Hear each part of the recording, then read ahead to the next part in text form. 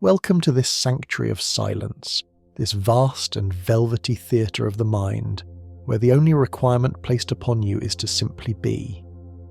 Allow your eyes to close, not with force, but with the gentle surrender of a heavy curtain falling upon a stage at the end of a long, beautiful play. The day is done. The lights of the world are dimming, turning down low, shifting from the harsh white glare of the afternoon to the soothing deep indigo of the night. Here, in this space we have created together, there is no ticking clock, no demanding calendar, no list of tasks waiting for your attention. There is only the rhythm of your breath, rising and falling like the slow, steady tide of a midnight ocean. Picture yourself standing at the edge of a great tranquil sea. The water is still, reflecting the cosmos above, a mirror of obsidian and starlight. This is the landscape of your own relaxation, a place that exists within you, waiting for you to return whenever you need to recharge. Feel the air around you, cool and fresh, carrying the scent of night-blooming jasmine and the clean, salty tang of the deep water. As you stand here, you become aware of a profound heaviness in your limbs, a comforting weight that pulls you gently downward, anchoring you to the earth, grounding you in safety. It is a feeling of coming home, of unburdening yourself from the armour you wear during the waking hours. As we embark on this journey tonight, we're going to explore the hidden universe that lives beneath the surface of your awareness. We're going to float through the rivers of the subconscious mind, observing its wonders not with the sharp, analytical gaze of the scientist, but with the soft, appreciative eyes of the dreamer. You need not try to remember these words. You need not try to learn. In fact, it is better if you do not try at all. Let my voice be nothing more than a gentle breeze passing over you, while your deeper mind, that powerful silent guardian, absorbs what it needs, leaving the rest to drift away like mist.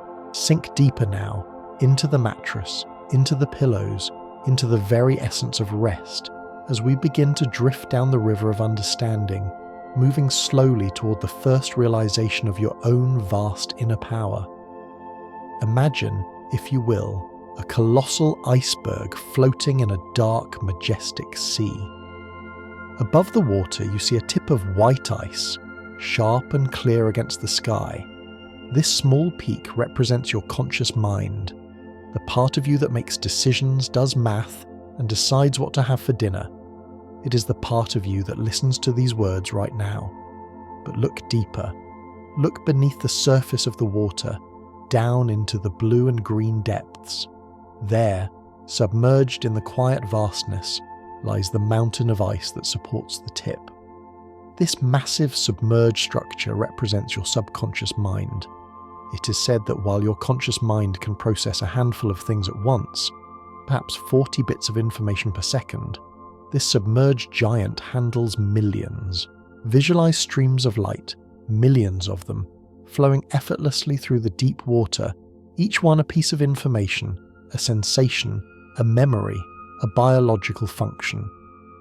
While you struggle to remember a phone number, your subconscious is monitoring the temperature of your skin, the dilation of your pupils, the complex chemistry of your digestion, and the intricate catalogue of your past all simultaneously. It is a supercomputer of infinite grace, humming quietly in the background, never sleeping, never pausing. It is the silent engine room of your existence, possessing a processing power that defies human comprehension, managing the complex city of your being with an ease that is nothing short of miraculous. You can relax knowing that this part of you is always in control, always capable, handling the heavy lifting so that you may simply float. Drifting further along this current, we come to understand the memory of this deep ocean. Imagine a library that stretches on forever, its shelves rising into the shadows, filled with books bound in leather and gold. This is the archive of your subconscious. Unlike your conscious memory, which may forget where you placed your keys or the name of a distant acquaintance, the subconscious creates a perfect record of everything you have ever experienced. It is the ultimate scribe. Every face you have ever glanced at in a crowd, every texture you've ever touched, every song that has played in the background of a cafe, every scent of rain on dry pavement, it is all recorded here. Visualize a quill moving across an endless scroll of parchment, documenting your life with absolute fidelity. Nothing is ever truly lost. When you feel a sudden wave of nostalgia upon smelling a specific perfume, or when a dream brings back a scene from your childhood with startling clarity, it is because the librarian of your deep mind has pulled a volume from the shelf. This part of you treasures your history, holding it in a safe, timeless vault. You are a vessel of infinite experiences, and though your waking mind may only hold a thimble of water, your subconscious holds the entire ocean of your history, preserving the richness of your life in high definition, waiting for the moments when you need to access the wisdom of your past. As we float past the great library, the scenery shifts. We find ourselves in a gallery of paintings, vast canvases of swirling colours and shapes. This brings us to a peculiar and fascinating quality of the deep mind. It speaks not in words, but in images and feelings. If I were to ask you to visualize a sunset, your subconscious instantly paints the sky with oranges, purples, and deep reds. It does not think in text, it thinks in sensory experience. Because of this, it struggles to process negatives. If I say to you, do not imagine a blue elephant, the very first thing your mind conjures is the image of a blue elephant. The subconscious focuses on the subject, not the modifier. It rushes to create the picture. This is a profound realization for how we speak to ourselves. When you dwell on what you do not want, you are inadvertently feeding your subconscious the very image you wish to avoid, like showing a painter a photo and saying, "Don't paint this," only for them to copy it faithfully. Instead, picture your mind as a garden where you plant seeds of what you do desire. See the flowers of peace, the trees of health, the vines of success. By offering your deep mind positive, lush imagery, you're giving it the blueprint it craves. It flows toward the picture you present, like water filling a mold, creating the reality that matches the vision you hold in the theatre of your imagination. The current of our river now becomes steady, strong, and incredibly reliable, pulling us forward without any effort on your part. This represents the autopilot of your existence. Consider the times you have driven your car to a familiar destination. You arrive, yet you hardly remember the turns you took or the stops you made. Your conscious mind was perhaps thinking about your day, or a conversation, or a song, while your subconscious hands held the wheel, pressed the pedals, and watched the road. It is estimated that nearly 95% of your day is guided by this automatic pilot. Visualize a skilled captain standing at the helm of a great ship, while you, the passenger, rest on the deck.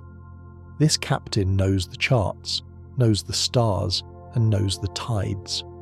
From the way you brush your teeth, to the way you tie your shoes, to the emotional reactions you have to familiar situations, these are all programs running smoothly in the background. This is a gift of energy conservation. If you had to consciously think about every muscle movement required to walk across a room, you would be exhausted before you reach the door.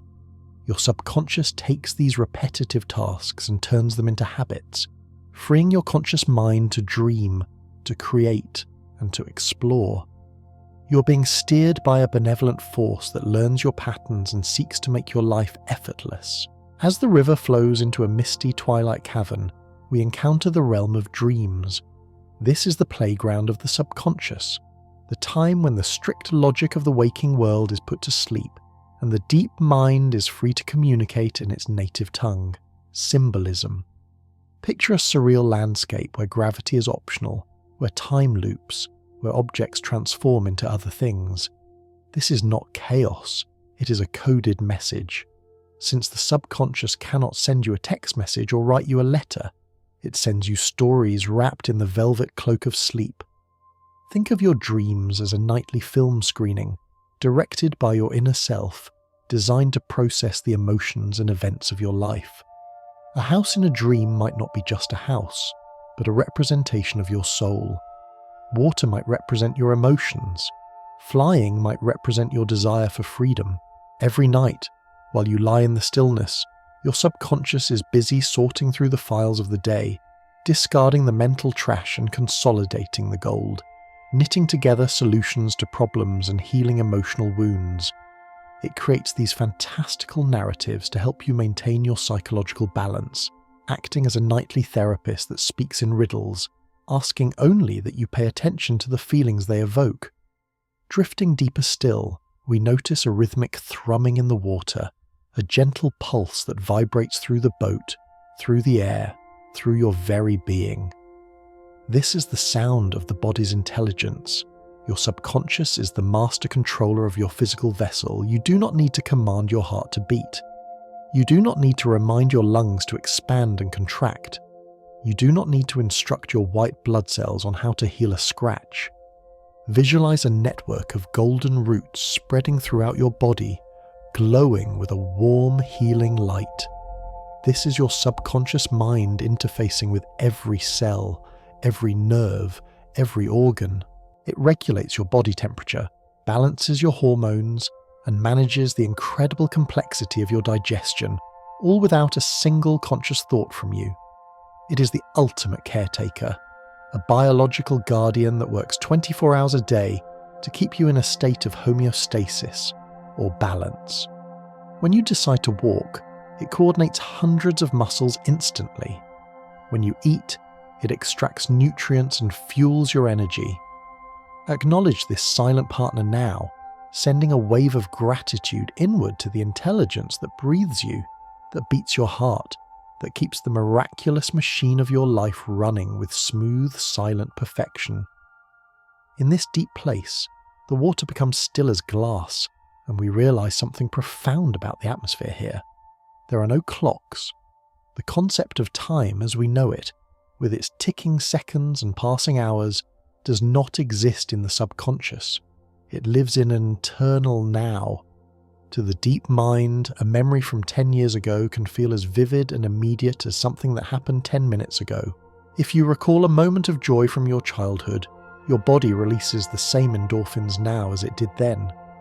Visualize a room where the walls are made of mist, and the past, present, and future are all blended into a single shimmering light. This timelessness is why old fears can sometimes feel fresh, but it is also why healing is always possible. Since the subconscious knows only the present moment, you can rewrite the script of your life right now.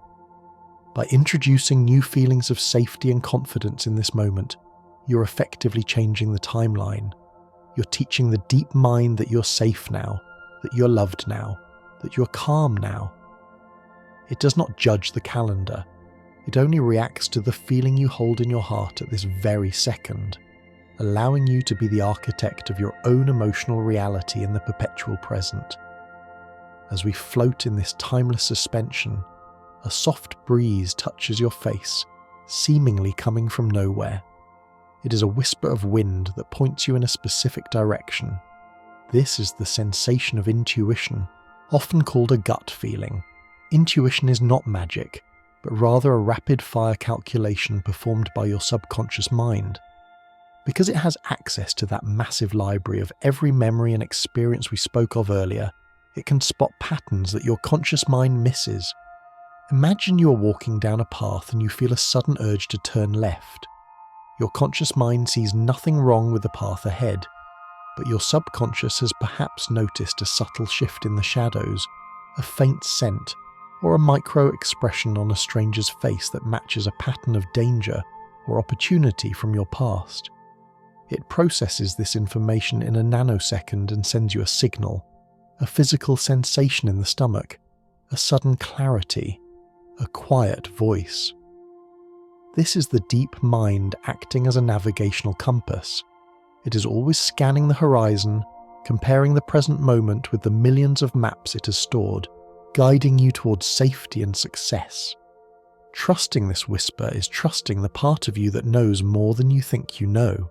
The river widens now, opening into a lagoon filled with strange and beautiful structures, floating shapes that assemble themselves in the air. This is the chamber of incubation and creativity. Have you ever struggled with a problem all day, straining your conscious mind to find a solution, only to give up and go to sleep? And then, upon waking, or perhaps while standing in the shower, the answer appears perfectly formed in your mind. This is the work of the subconscious. Visualize a team of brilliant engineers working in a workshop beneath the ground. When you walk away from a problem, you are essentially handing the blueprints to them. While you sleep, while you play, while you focus on other things, they are turning the pieces over, trying new combinations, accessing that infinite library of knowledge to find a fit. This process is called incubation. Your deep mind continues to work on your goals even when you're not paying attention. It loves a puzzle. By setting an intention or asking a question before you sleep, you're assigning a task to this night shift. They work in the quiet dark, assembling the fragments of your thoughts into a masterpiece of a solution, ready to present it to you when you least expect it, like a gift left on your doorstep. Finally, for this leg of our journey, we drift toward a massive, shimmering shield that surrounds the entirety of this inner landscape. It glows with a protective golden hue. The primary directive, the absolute highest priority of your subconscious mind, is your survival. It is, above all else, your protector. Every fear you've ever felt, every hesitation, every instinct to pull your hand away from a hot stove, it all stems from this deep, biological love that wishes to keep you alive and whole. Picture a guardian spirit, ancient and wise, standing watch over your life. Sometimes this guardian can be a bit overprotective, making you feel anxious about a public speech as if it were a saber-toothed tiger, because it perceives a threat to your social standing as a threat to your survival. But know that its intention is always benevolent. It wants you to be safe. It wants you to continue.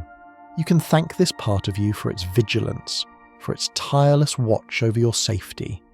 You can speak to it gently, assuring it that you are safe in your bed, that the dangers of the modern world are not the monsters of the past. As you acknowledge its role as your protector, the shield softens, turning from a barrier into a warm, weighted blanket, wrapping you in a cocoon of absolute security, allowing you to rest deeply, knowing you are watched over by the most powerful guardian in existence, your own mind. From that warm, weighted blanket of safety, let us drift gently toward the landscape of habit, observing how the waters of your mind carve the canyons of your reality. Imagine a soft, sandstone cliff face, touched by a steady, rhythmic drip of water.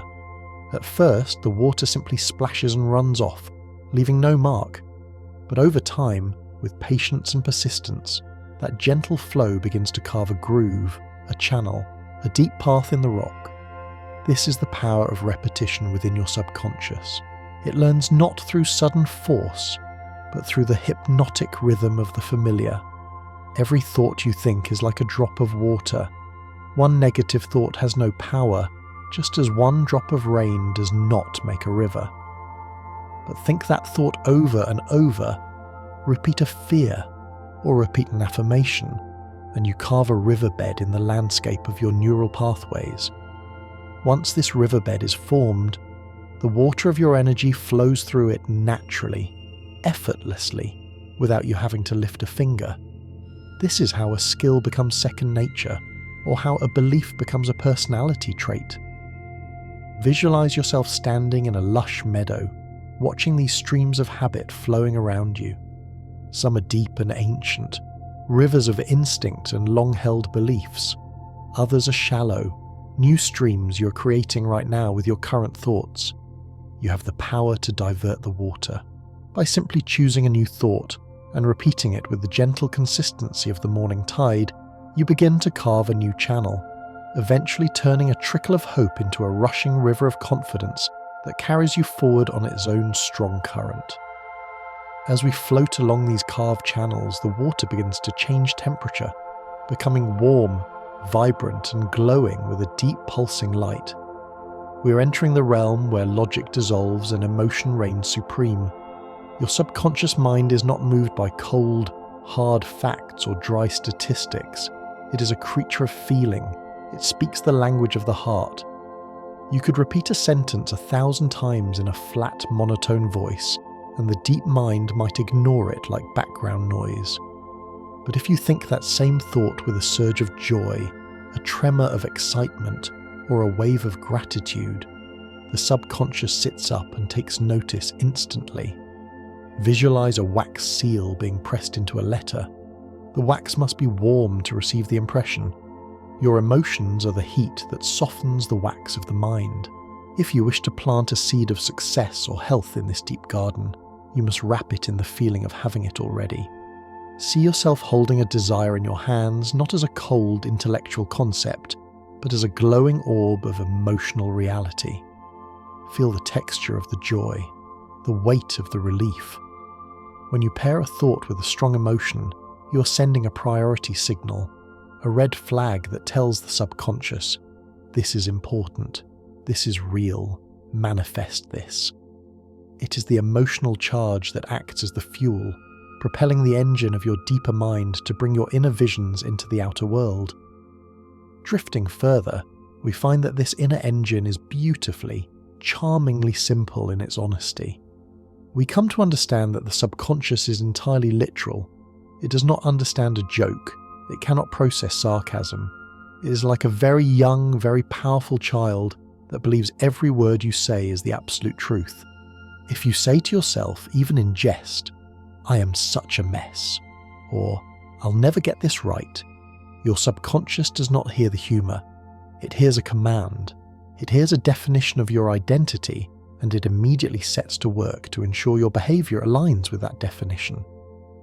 Imagine a loyal scribe sitting at a desk in a quiet room, writing down your internal monologue verbatim, without judgment or interpretation.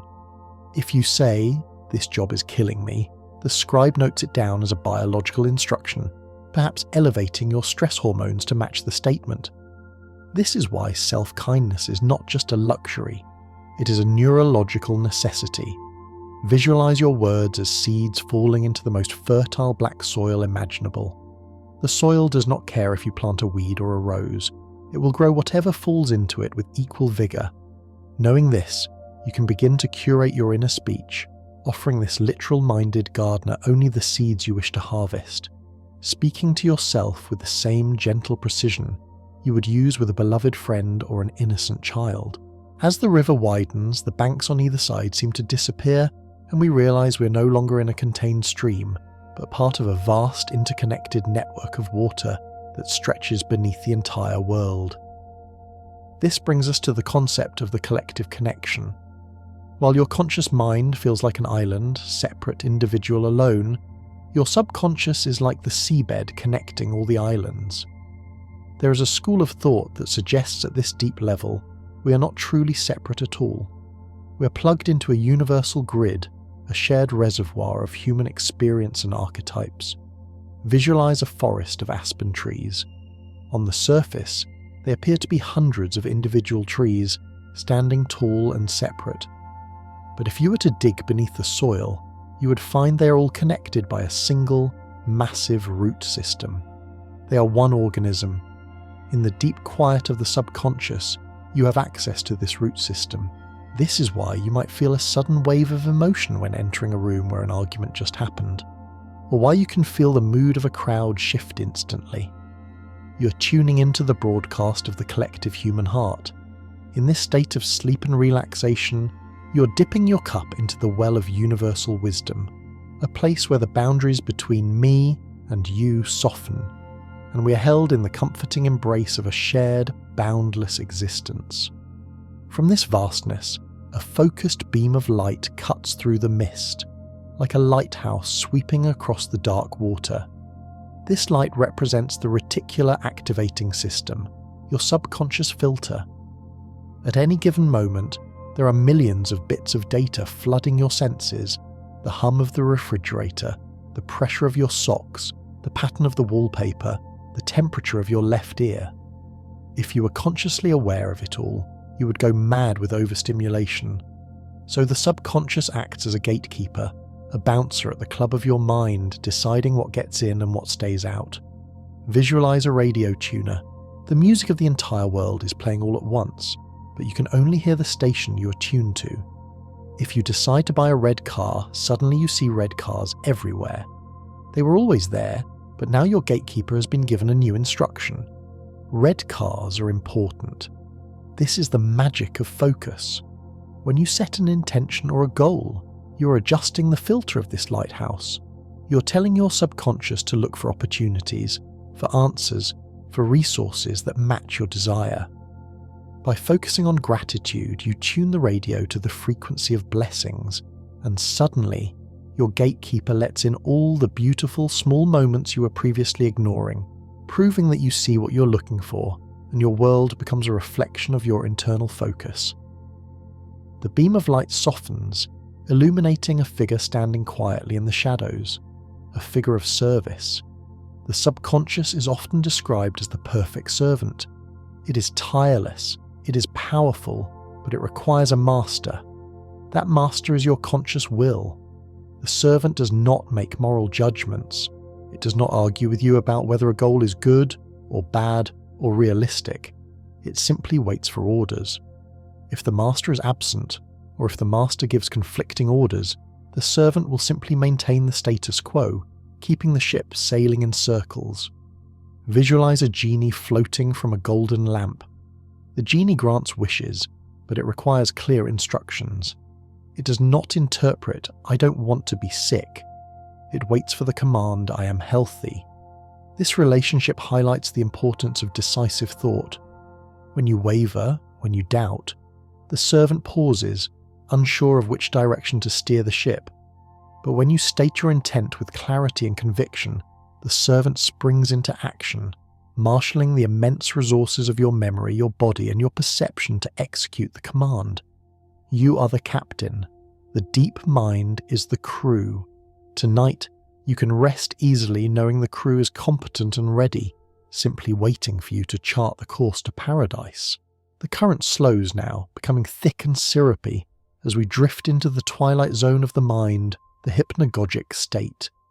This is the magical borderland between wakefulness and sleep, the exact precipice where you're floating right now. In this state, the heavy iron doors of critical analysis swing wide open. The guard at the gate has gone off duty. This is the moment when the subconscious is most accessible, most porous, and most suggestible. Imagine the sky turning a soft, surreal shade of violet and gold, where the laws of physics are suspended. You might see flashes of geometry, hear snippets of voices, or feel a sensation of floating or falling. This is not just a transition, it is a portal. Ideas planted in this soil during these few precious minutes before true sleep take root deeper than at any other time. It is the golden hour for self-suggestion. By simply drifting into sleep with a thought of gratitude or a visualization of a desired outcome, you're dropping a pebble into a still pond that will ripple through your consciousness all night long. It is a sacred space of transformation, a bridge where the conscious wish becomes the subconscious command, all while you simply let go and drift. In this healing twilight, we become aware of a warm golden elixir flowing through the water, repairing everything it touches. This brings us to the biological alchemy of belief, often called the placebo effect. This is not a trick. It is a testament to the subconscious mind's ability to create physical reality. If you truly, deeply believe that a sugar pill is a powerful medicine, your subconscious will unlock your internal pharmacy, releasing the exact chemicals, hormones, and healing agents required to mimic the drug. Visualize a glowing laboratory inside your chest, filled with vials of perfect health. Your belief is the key that opens the cabinets. Your deep mind controls your immune system, your cell regeneration, and your stress response. It is constantly eavesdropping on your expectations. If you expect to heal, if you expect to wake up refreshed, the subconscious initiates the biological processes to make it so. It blurs the line between thought and matter. You're not just a body with a mind, you're a mind that builds a body. By holding an image of yourself as vibrant, whole, and strong, you're giving the master builder the blueprints for your own restoration, allowing the natural intelligence of your cells to follow the path of your belief back to perfect balance. As we float on, we notice that the water acts as a perfect mirror, reflecting not just the stars but the feelings of others. This is the phenomenon of resonance and empathy, powered by mirror neurons deep within the brain. Your subconscious is a social creature, constantly mimicking and mirroring the emotional states of those around you to build connection. This is why you yawn when you see someone else yawn, or why you wince when you see someone else get hurt. Your subconscious simulates their experience within your own body so you can understand them. Visualize two harps standing across the room from each other. Pluck a string on one, and the corresponding string on the other begins to vibrate, singing the same note without ever being touched. You are that harp. You are constantly vibrating with the notes played by the people, the environments, and the media you surround yourself with. This realization empowers you to choose your environment with care. By surrounding yourself with calm, with positivity, with stories of hope, you allow your subconscious to resonate with those frequencies, tuning your inner instrument to the key of peace, effortlessly absorbing the tranquility of your surroundings just by being present. Finally, for this stretch of the river, we look up and realize the cavern we're in has no ceiling. It goes up and up, expanding into an infinite cosmos. This represents the limitless capacity of your subconscious storage. Unlike a computer hard drive that can get full and slow down, or a bookshelf that runs out of space, the capacity of the subconscious is, for all intents and purposes, infinite. It does not get full. You cannot learn too much. You cannot experience too much. The more you put into it, the more it expands to accommodate. Visualize a room that grows larger every time you step into it. The walls recede, the ceiling lifts, creating more space the more you explore. You never have to worry about overwriting old memories to make room for new ones. There is no limit to the skills you can learn, the languages you can absorb, or the wisdom you can accumulate. Your potential is not a fixed cup that can overflow. It is an ever-expanding ocean. You can rest tonight knowing that you are a being of limitless potential, built to learn and grow forever, with a mind that stretches as wide as the universe itself, capable of holding every dream you dare to dream. And so, held by this infinite vastness, we drift on, into that endless expanse where the horizon of your potential meets the sky of your dreams. As we continue to drift through these tranquil waters, we begin to understand the mechanism that keeps this vast ocean stable. Imagine a cozy, beautifully lit room with a grand fireplace, where the temperature is set to a perfect, comfortable degree. This represents your subconscious thermostat, often called the comfort zone. It is a regulatory system designed with one purpose: to maintain consistency. Just as a thermostat in your home detects when the temperature drops and kicks on the furnace to bring it back to the set point, your subconscious constantly monitors your reality to match your internal self-image. Visualize an invisible, elastic tether connecting you to this center of gravity. When you try to make a big change, perhaps waking up earlier or starting a new creative project, you are stretching that elastic. You're moving away from the known temperature. The subconscious, sensing a deviation from the normal, gently pulls you back. This is not self-sabotage, though it may feel like resistance. It is a misguided act of protection, a desire to keep you within the safe, mapped territory of what you know. It loves the familiar. By understanding this, you stop fighting yourself. You realize that to change, you do not need to break the machine. You simply need to reset the thermostat. You do this by visualizing the new behavior not as a challenge, but as the new normal, gradually acclimating your deep mind to a new level of warmth, until it accepts this higher standard as the place where you truly belong. As the warmth of that realization settles into your bones, we glide toward a quiet, nocturnal library within the mind, where a very specific and vital process takes place every time you close your eyes. This is the phenomenon of memory consolidation. During your waking hours, your conscious mind collects experiences like a traveller picking up wildflowers, a conversation, a lesson learned, a new face. These are held in a fragile temporary storage, but when you sleep, the librarians of the subconscious go to work. Picture a team of archivists working in the soft glow of lantern light, taking these fragile short-term memories and carefully transferring them into the permanent leather-bound books of long-term storage. They decide what is worth keeping and what can be discarded. This is why sleeping on it is so effective. It is during the deep delta waves of sleep that a new piano piece is mastered or a complex concept is truly understood. The neural connections are strengthened and cemented in the dark. You are literally getting smarter while you sleep. You can trust this process completely.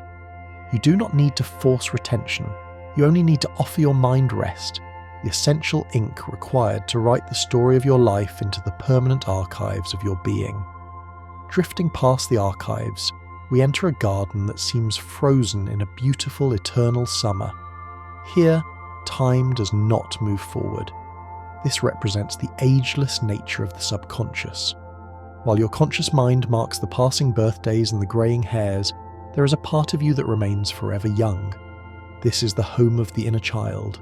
Because the subconscious lives in the eternal now and feels emotions deeply, it preserves the perspective of the child you once were, the wonder, the curiosity, and yes, the vulnerability. Visualize a version of yourself, small and radiant, playing near a stream.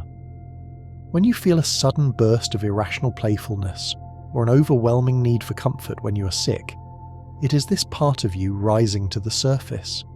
It holds the capacity for pure, unadulterated joy that adults often forget. By acknowledging this ageless presence within, you can nurture it. You can imagine holding the hand of this inner child, offering the protection and wisdom of your adult self, while receiving the gift of their imagination and limitless belief in magic. It is a reunion of the self, bridging the years to find that the heart of your being has never grown old, only more expansive. The stream in this garden flows into a series of intricate, winding canals that change shape as the water moves through them. This fluid landscape illustrates the miracle of neuroplasticity. For a long time, it was believed that the brain was like hard concrete, set in its ways once you reached adulthood. But we now know it is more like wet clay, or a riverbed that can be reshaped by the flow of water. Your subconscious is the architect of these physical pathways. Every time you think a thought, a chemical spark fires between neurons, building a bridge. Imagine a dense forest. The first time you walk a new path, it is difficult. You must push through the undergrowth. This is learning a new skill. But if you walk that path every day, the grass is trampled down, the branches are cleared, and it becomes a wide, easy road. Your subconscious is constantly rewiring its own hardware to match your software. If you practice gratitude, you're physically building a gratitude highway in your brain, making it easier and faster for those signals to travel in the future. You're a gardener who can reshape the very landscape of your mind simply by choosing which paths to walk, turning the difficult trails of the past into the effortless highways of your future. Floating along these new currents, we notice how the water seems to respond to the rhythm of the wind, just as the body responds to the rhythm of the mind. We're approaching the mystery of the ideomotor effect. This is the subtle, often imperceptible link between a thought and a muscle movement.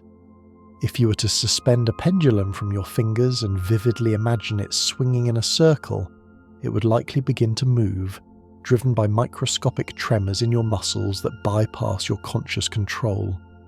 Visualize a marionette where the strings are made of thought. Your subconscious is holding the control bar. When you think of running, your leg muscles fire with tiny electrical signals, rehearsing the action even if you are sitting still. This is why visualization is used by Olympic athletes. When they imagine the perfect race, their subconscious stimulates the muscles in the exact sequence required for victory, training the body without breaking a sweat. It proves that to the deep mind, doing and imagining are almost the same thing. You can use this to your advantage, mentally rehearsing your success, knowing that your body is silently learning the choreography of your triumph in the quiet theatre of your mind. The scenery shifts now. the details blurring until we see shapes in the clouds above. We are observing the pattern recognition engine of the subconscious. The human mind craves order. It detests chaos. Faced with a random abstract shape, the subconscious will instantly try to find a face, an animal, or a familiar object within it. It connects the dots. This is called pareidolia, but it is more than just a visual trick. It is a survival mechanism and a meaning-making machine. Imagine you're looking at a field of stars. Your conscious mind sees 1 trillion random points of light. Your subconscious draws lines between them, creating hunters, bears, and crabs, the constellations. It seeks the familiar in the unknown. This explains why, when you learn a new word, you suddenly hear it everywhere. Your pattern recognition engine has been alerted to it. It is constantly scanning the noise of the world to find the melody you're listening for. By consciously choosing to look for kindness, for abundance, or for love, you program this powerful scanner to find the constellations of goodness that are hidden in the random chaos of everyday life. As we gaze at the stars, we become aware of the silence between them, the deep, velvet void that holds the light. This brings us to the power of the space between thoughts. Your conscious mind is a chatterbox, constantly narrating, judging, and analysing. But the subconscious speaks most clearly in the gaps. It is in the shower, on a long drive, or in the moments just before sleep when the chatter subsides, that the voice of intuition can be heard. Visualize a radio that is usually tuned to a station with constant static and talking. Meditation or deep relaxation is the act of turning the volume down, or finding the frequency of silence. In this silence, the subconscious creates a vacuum that attracts insight. It is not emptiness. It is a pregnant pause, a fertile void where solutions bubble up from the deep. By allowing yourself these moments of doing nothing, of simply floating in the silence, you are not wasting time. You are clearing the stage for your inner wisdom to step forward and speak its truth, unencumbered by the noise of the waking world. From this silence, a rhythm emerges, a slow, steady rise and fall. It is the gateway of breath. The breath is a unique phenomenon in the human body because it is the only function that can be controlled by both the conscious and the subconscious mind. You can decide to hold your breath, or you can forget about it and let the automatic pilot take over. This makes the breath the bridge, the diplomat between the two worlds. Picture a golden bridge connecting the bustling city of your conscious mind with the mysterious forest of your subconscious. When you are stressed, your subconscious makes your breathing shallow and fast, but you can hack this system. By consciously slowing your breath, deep, rhythmic, slow, you send a reverse signal across the bridge. You tell the subconscious, "We are safe. There is no tiger. Calm down." The deep mind receives this physical signal and creates the chemical reality of relaxation. It is the remote control for your nervous system, always available, always ready to guide you back to a state of peace with nothing more than air and intention. As the breath slows, we notice the colours of the landscape becoming more vivid, saturated with feeling. We are entering the realm of chemical emotion. Every emotion you feel is not just a poetic concept, it is a distinct chemical event. When the subconscious perceives love, it floods the system with oxytocin and dopamine. When it perceives danger, it releases cortisol. You're a walking chemistry set, and the subconscious is the alchemist. Visualize a series of crystal vials, each containing a different coloured liquid. Joy, peace, excitement, gratitude. Your thoughts are the hands that tip these vials. This is known as the biochemical feedback loop. A thought triggers a chemical release, which makes you feel a certain way, which then generates more thoughts that match that feeling. It can be a spiral down or a spiral up. By deliberately recalling a memory of intense gratitude, you're not just thinking, you're ordering the alchemist to pour the golden elixir of well-being into your bloodstream. You're marinating your cells in the chemistry of healing, using the power of your deep mind to physically change the composition of your body from the inside out. Finally, in this batch of discoveries, we drift toward a vast, intricate web that stretches across the sky, connecting every star to every other star with a shimmering thread. This is the law of association. The subconscious does not store facts in isolation. It stores them in clusters. It links things together. The smell of baking bread might be linked to your grandmother, which is linked to a feeling of safety, which is linked to the colour yellow. Imagine pulling on a single thread of a spiderweb and watching the entire structure vibrate. When you activate one concept, you light up all the associated concepts. This is why a simple song can transport you back 20 years in an instant. The subconscious is a master of these connections. It builds your reality based on these clusters. If you have associated money with stress, then thinking of money brings stress. But the web can be rewoven. You can consciously create new links. You can pair a stressful task with a soothing ritual, like drinking tea or listening to music, slowly tying the knot between work and peace.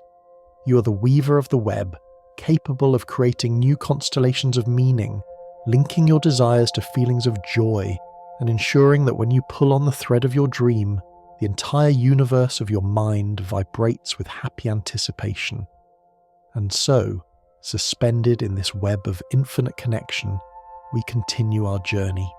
And from this shimmering web of connections, we begin to feel a gentle rhythmic hum, a vibration that travels along the silken threads of your mind. We're tuning in now to the symphony of your brainwaves, descending the great staircase of frequency. In your waking life, your mind operates at a rapid, buzzy pace, a state known as beta. It is the sound of the busy marketplace, the sharp staccato of analysis and action. But here, as we drift deeper, that high-pitched frequency begins to slow down, stretching out into long rolling waves. You're entering the alpha state, and perhaps drifting even deeper into theta. Visualize a calm ocean. During the day, the wind whips the surface into choppy, white-capped waves.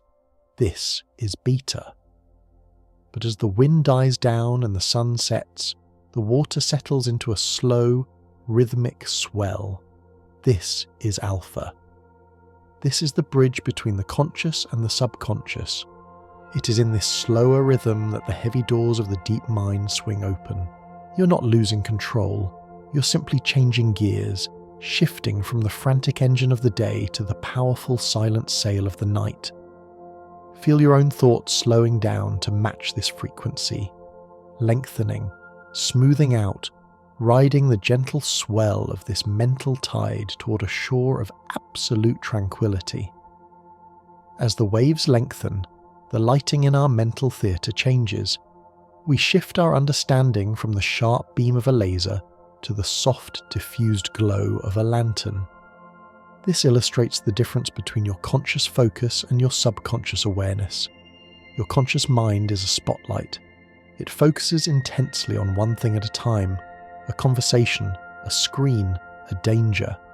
It is bright, but its beam is narrow. Everything outside that beam is in darkness. But the subconscious? It is a lantern. Imagine walking through a dark forest holding a lantern that casts a soft, warm light in every direction at once. It does not focus, it simply illuminates. It captures the rustle of leaves behind you, the smell of damp earth, the temperature of the air, and the shadow of the owl all simultaneously. This is panoramic awareness. While you were busy focusing your spotlight on a stressful email earlier today, your lantern was quietly observing the way the light hit the window, the rhythm of your own breathing, and the background hum of the refrigerator. It misses nothing. You can relax now, knowing that you do not need to keep holding the heavy spotlight.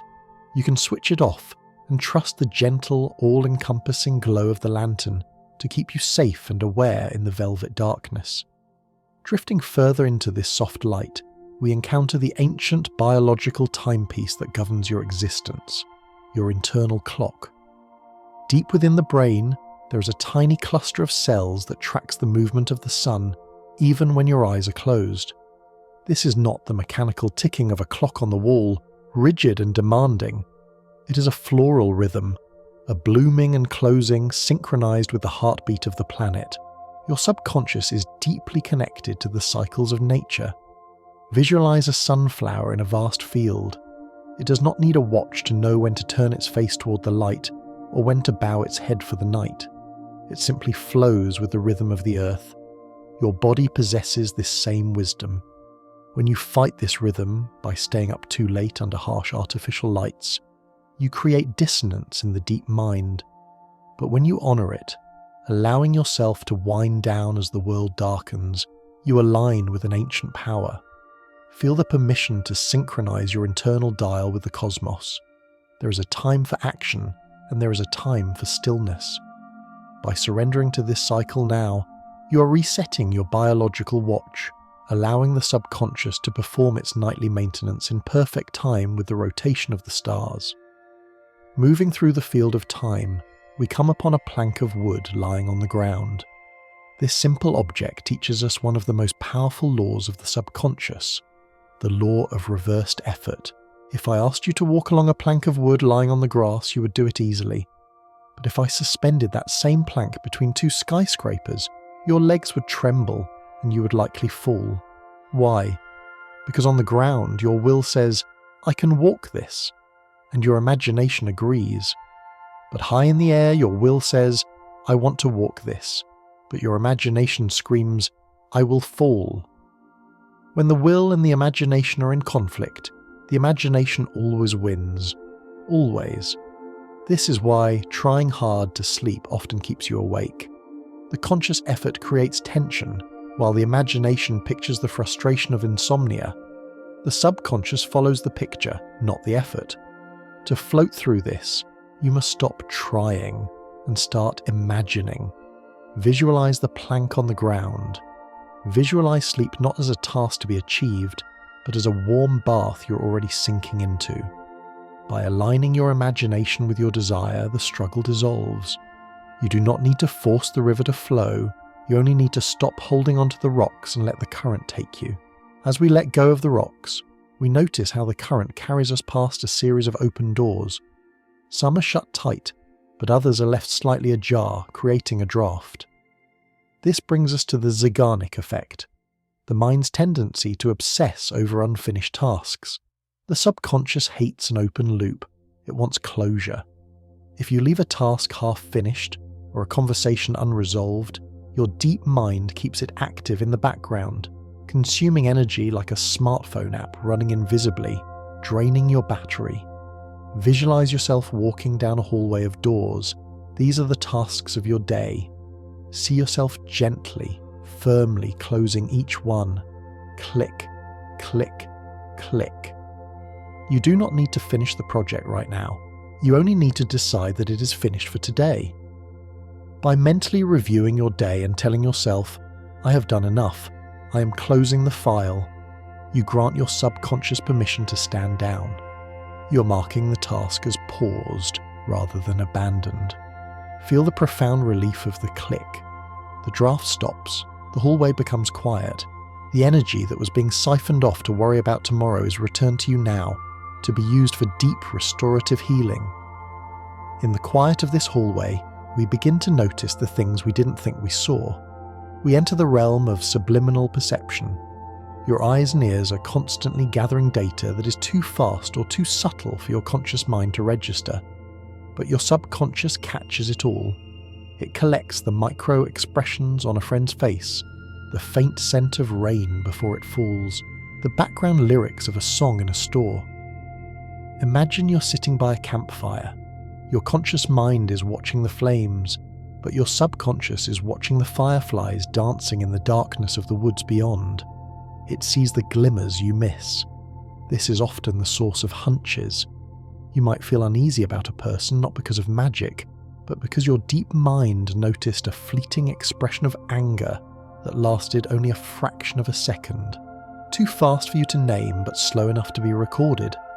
Trust this peripheral vision. You are gathering wisdom from the corners of your eyes. You are navigating the world with a radar system that sees through the dark, picking up signals that keep you aligned with your truth, even when you cannot logically explain why. The atmosphere shifts now. taking on a specific hue, like looking through a pair of rose-coloured glasses. We're exploring state-dependent memory.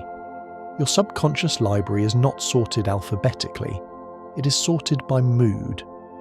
When you're sad, it is difficult to remember times of joy because the subconscious librarian has climbed down the ladder to the gloomy section of the archives and is only handing you books that match your current feeling. Conversely, when you are happy, the world seems filled with happy memories. Visualize your emotional state as a magnetic field. If you generate a frequency of gratitude, you become a magnet for memories of abundance. You literally unlock a different vault in your mind. This is why the minutes before sleep are so critical. If you review your worries, you cue the librarian to pull the files of stress for tomorrow. But if you choose to dwell on 3 sweet moments from your day, a good cup of coffee, a smile, a warm bed, you force the librarian to surround you with the records of joy. You're setting the tone for the night's work. By putting on the glasses of contentment now, you ensure that your dreams and your morning will be coloured by the golden light of well-being. Through these coloured lenses, we look down at our own bodies and see a map of glowing lights. This is the somatic marker system. We often think the mind is in the head, but the subconscious extends throughout the entire nervous system. It uses the body as a dashboard to communicate with you. That gut feeling, the tightness in the chest, the lightness in the shoulders, these are not random physical symptoms, they are messages. Visualize a sophisticated control panel with soft, glowing indicators. When you face a decision, your subconscious quickly scans your history, finds a similar situation, and sends a signal to your body. If the past outcome was bad, it sends a drop in the stomach. If it was good, it sends a lift in the heart. This happens before you have even consciously thought about the choice. Your body knows the answer before your mind does. Tonight, honor this somatic wisdom. Feel the relaxation spreading through your muscles as a signal that you are safe. Your body is the anchor, the compass, and the map. By listening to its quiet language of sensation, you are tuning into a guidance system that is millions of years old. As the body relaxes, the mind is allowed to unmoor itself from the dock of focus. We drift into the waters of the default mode network. This is the scientific name for daydreaming, or the state the brain enters when it is not given a specific task. For years, people thought this was wasting time. But we now know that when the conscious mind goes offline, this network lights up like a Christmas tree. This is where your self-identity is constructed. It is where you project yourself into the future and make sense of the past. Visualize a boat drifting on a calm lake, the oars pulled in, the captain lying back looking at the clouds. To the observer, the boat is doing nothing. But inside the boat, the captain is plotting the course for the next great voyage. This wandering mind is essential for creativity. It connects ideas that would never meet in the strict logic of the boardroom. Allow your mind to wander now. Let it drift to strange and lovely places. You're not losing focus. You are entering the creative incubator. It is in this aimless drifting that the scattered pieces of your life gently float together to form a beautiful, coherent picture. Finally, the boat drifts toward a hidden cove, a sanctuary of absolute safety. Here, we activate the parasympathetic nervous system, the rest and digest mode. This is the biological opposite of stress. In the modern world, we often get stuck in the fight or flight mode, with the engine revving high. But your subconscious has a master switch to cool the engine down. Visualize a great heavy lever made of cool jade. As you exhale slowly, you're pulling this lever down. The steam vents open, releasing the pressure. The heart rate slows. The digestion creates warmth in the belly. The muscles lengthen. This is not just a feeling, it is a physiological shift. You're moving from the state of survival to the state of regeneration. It is only in this mode that the body can heal tissues and the mind can repair itself. By simply breathing out longer than you breathe in, you're holding this lever down, anchoring yourself in the cove of peace. You're safe. The tiger is gone. the chase is over. You're free to float in the healing waters of your own biology, held by the deep, intelligent love of your subconscious mind. And as we float in these healing waters, held by the deep intelligence of your biology, we begin to sense the subtle texture of the liquid around us. It is not just water, it is an environment rich with invisible cues, shaping your experience in ways you rarely notice. This brings us to the fascinating phenomenon of priming. Your subconscious is constantly sampling the atmosphere, tasting the sensory data of your surroundings, and using it to set the stage for your behavior. It is like a pianist softly playing a background melody that influences the mood of the entire room, even if no one is consciously listening to the music. Visualize yourself walking into a room painted a soft, buttery yellow, filled with the scent of fresh lemons and warm bread. Without you consciously thinking a single thought, your subconscious registers warmth and cleanliness. Studies have shown that in such an environment, you are statistically more likely to be generous, to trust a stranger, or to feel a sense of optimism. Conversely, if you hold a cold, icy drink in your hand, your subconscious mind physically primes you to perceive others as cold or distant. The metaphor becomes the reality. This means you're not separate from your environment, you're in a constant fluid dance with it. You can use this to your advantage tonight. By simply arranging your pillows, dimming the lights, or playing this soft audio, you are priming your deep mind for rest. You are sending a cascading signal through the waters of your consciousness that says, it is time to let go. And like a loyal servant, the mind begins to power down long before you even close your eyes. From this atmosphere of influence, we drift toward a specific point of stability, a heavy, golden anchor resting on the sandy floor of your mind. This represents the technique of anchoring, a way to manually create a trigger for a specific emotional state. Just as the smell of rain might instantly take you back to a childhood porch, creating a spontaneous feeling of nostalgia, you can deliberately engineer these connections. The subconscious loves to link a unique physical sensation with an emotional experience. It ties them together with a knot of neural pathways. Imagine a moment of perfect, absolute calm. Perhaps the feeling you have right now, or a memory of lying on a sun-drenched beach. Now, visualize yourself gently touching your thumb to your forefinger while immersed in this feeling. If you do this repeatedly, your subconscious learns the code. It associates that specific touch with that specific calm. It becomes a button you can press. In the chaos of the waking world, when stress rises like a sudden storm, you can quietly touch your thumb to your finger, firing the anchor. Your deep mind, recognizing the signal, will instinctively release the chemicals of relaxation, lowering your heart rate and smoothing your brow. You're building a physical bridge back to this sanctuary, a secret passageway that you carry with you in the palm of your hand, ready to be opened whenever you need to return to the center of your peace. As the anchor settles in the sand, we become aware of the movement of the water itself.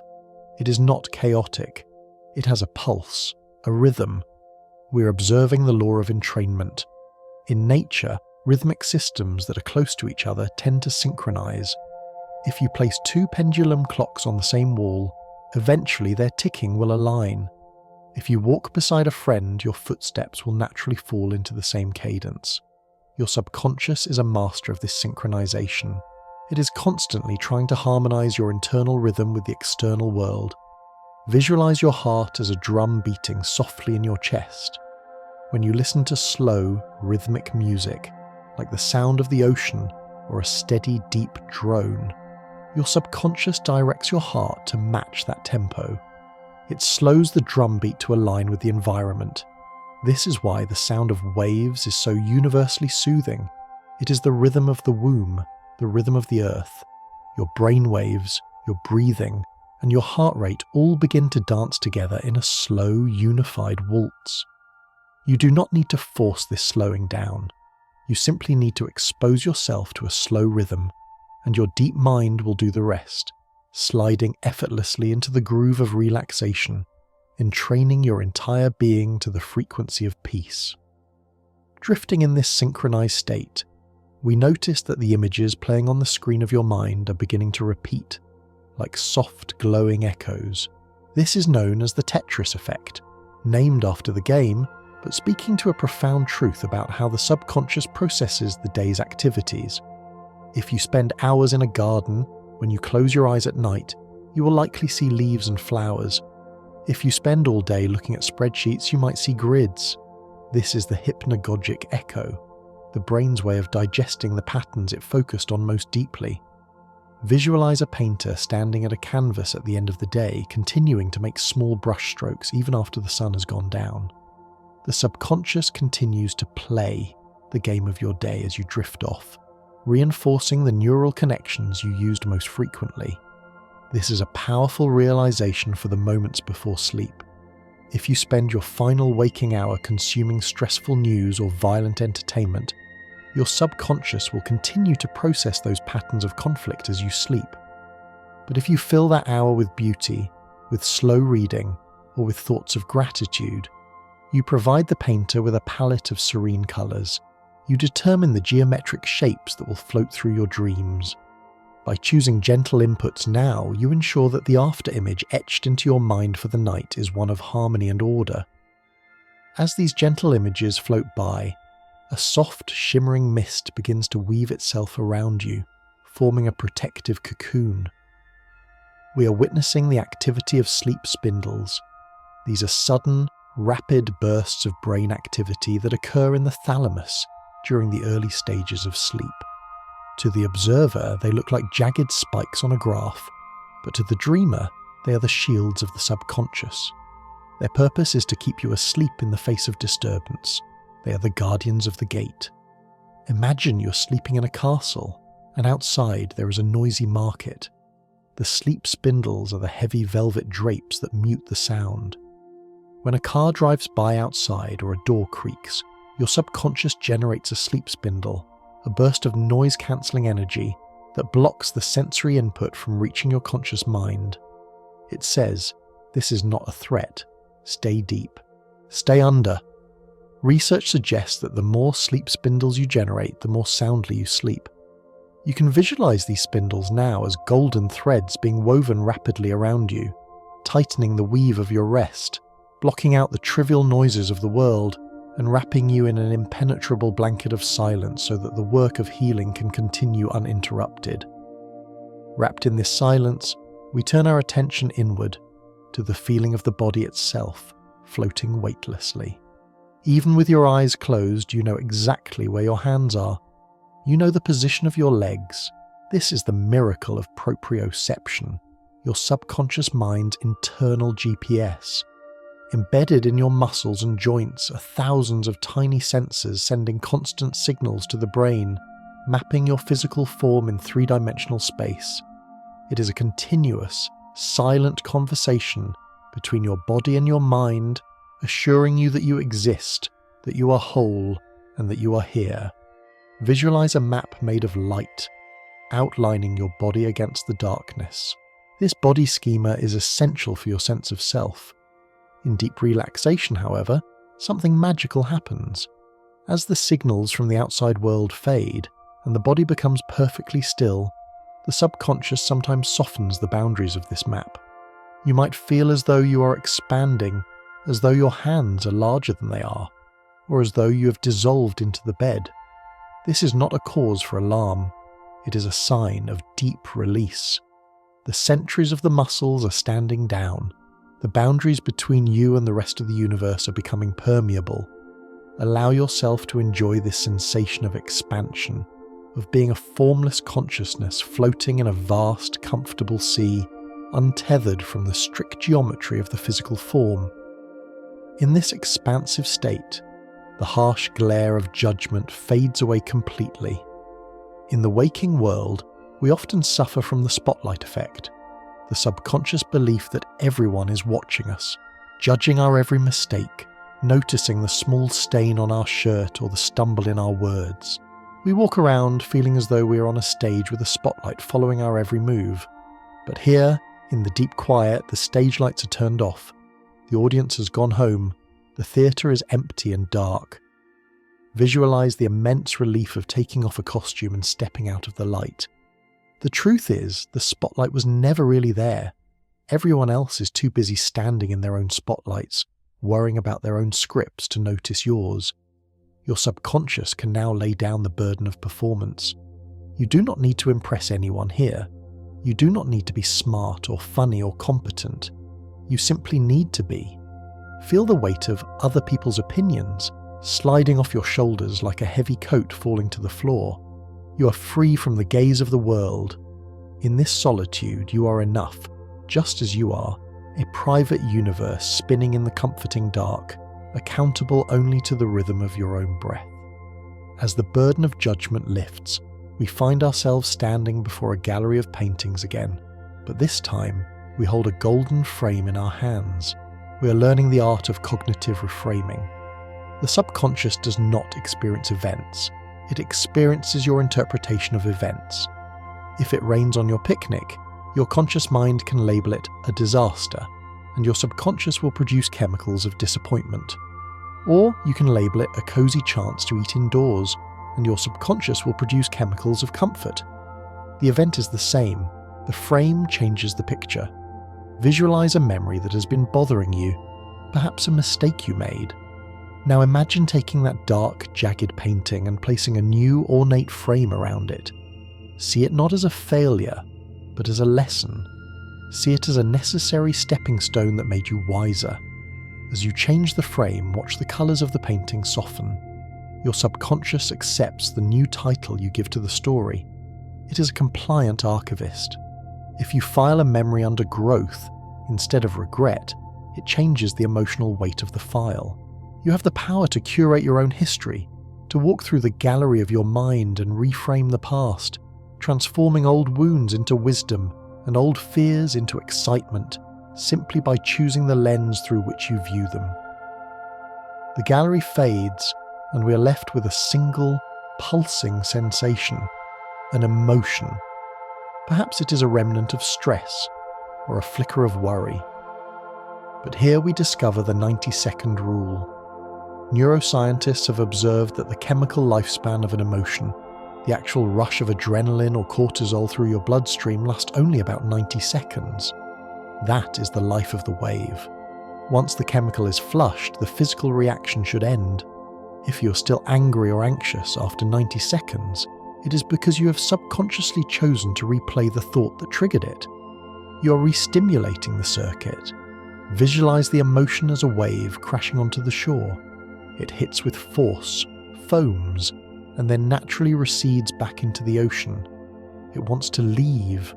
It is transient by nature. The only thing that keeps the wave on the sand is your focus on it. Tonight, practice the art of the spectator. When a feeling arises, watch it for 90 seconds. Do not judge it, do not fight it, and do not feed it with a story. Just watch the physical sensation, the heat, the tightness. Count the breaths. As you watch without engagement, you will see the wave break and roll back out to sea, leaving the sand of your mind smooth and undisturbed. You are the shore, enduring and vast. The emotions are merely the weather, passing through, never staying longer than they're welcome unless invited to do so. Finally, in the silence left by the receding wave, we notice a brilliant, fleeting spark of blue-violet light in the distance. This represents the gamma wave, the brainwave frequency associated with sudden insight, high-level information processing, and moments of pure genius. While we often associate the subconscious with slow, deep waves, it is also capable of these incredible bursts of high-frequency energy. This is the eureka moment. It is the flash of lightning that illuminates the entire landscape. Visualize a monk meditating in a cave, or a musician lost in the flow of a melody. Their brains are flashing with gamma waves. This is the subconscious connecting disparate pieces of information, memories, facts, feelings, into a new, unified whole. It is a moment of hypersynchronization. Even in deep sleep, your mind is capable of these sparks. You might wake up in the morning with a sudden, crystal-clear understanding of a problem that baffled you the day before. This is the gift of the gamma burst. Trust that while you sleep tonight, your mind is not just resting, it is synthesizing. It is looking for the diamond in the rough. You can let go of the need to figure it out right now, knowing that the most powerful processor in the universe is waiting for you to get out of the way so it can strike the match of insight, illuminating the path forward with a brilliance that logic alone could never achieve. And so, illuminated by this promise of inner wisdom, we drift on. And as we bask in the afterglow of that brilliant flash of insight, we begin to perceive the true scale of the landscape we are traversing. We come to understand the ancient dynamic between the small, chattering voice of your conscious self and the massive, silent force beneath it. This brings us to the metaphor of the rider and the elephant. Imagine a narrow, dusty path winding through a lush green jungle. Perched high atop a magnificent 6-ton elephant sits a small rider holding a map. The rider is your conscious mind, analytical, planning, holding the reins, thinking it is in charge. The elephant is your subconscious, immense, powerful, driven by instinct and emotion. Visualize the sheer weight of the elephant, the rhythmic swaying of its grey shoulders as it walks. If the rider wants to go left but the elephant sees a tiger or a patch of sweet bananas to the right, the elephant will go right, and there is very little the rider can do about it. This explains the struggle of willpower. You cannot bully the elephant, you cannot force it with logic. If you try to drag this massive creature, you will only exhaust yourself. Instead, you must learn to whisper to it. You must learn to train it with love, with repetition, and with the peanuts of positive reinforcement. When you align the rider's map with the elephant's desires, connecting your goals to deep emotional rewards, you move through the jungle of life with an unstoppable momentum, the rider and the beast moving as one harmonious force, trampling obstacles underfoot with the gentle grace of a giant. As the elephant moves through the jungle, it notices things the rider completely misses. The rider is looking at the map, but the elephant is sensing the humidity in the air, the scent of water miles away, and the subtle rustle of leaves. This is the phenomenon of incidental learning. Your conscious mind focuses on the task at hand, but your subconscious is a sponge, absorbing the entire context of your experience without you even trying. It is constantly downloading the background noise of your life. Think of a song you know every word to, even though you never sat down to memorize the lyrics. You simply heard it in the grocery store, in the car, in the background of a party. Your subconscious learned it while you were busy doing other things. Visualize this process as a soft rain falling on dry earth. The earth does not try to drink the water, it simply receives it. This suggests that you are learning all the time, even now. You do not need to strain to absorb the relaxation of this journey. The background textures, the cadence of the voice, the feeling of safety. It is all seeping into the groundwater of your mind, enriching your soil, building a reservoir of calm that you can draw from later, even if you do not consciously remember a single word being spoken. Sometimes, however, you ask the elephant to find something specific in that vast jungle, a name, a date, a title of a movie, and it refuses to come forth. You experience the tip of the tongue phenomenon. The rider demands the information, but the elephant just stands there. You struggle, you strain, and finally you give up and change the subject. Then, 3 hours later, while you're washing dishes, the name suddenly pops into your head. Why? Because the search party never stopped looking. Visualize your request as a paper lantern released into a deep cavern. It floats down into the dark. Just because you cannot see it anymore does not mean it has disappeared. When you ask your subconscious a question, it initiates a retrieval process that runs in the background, scanning the millions of files in your memory banks while you go about your day.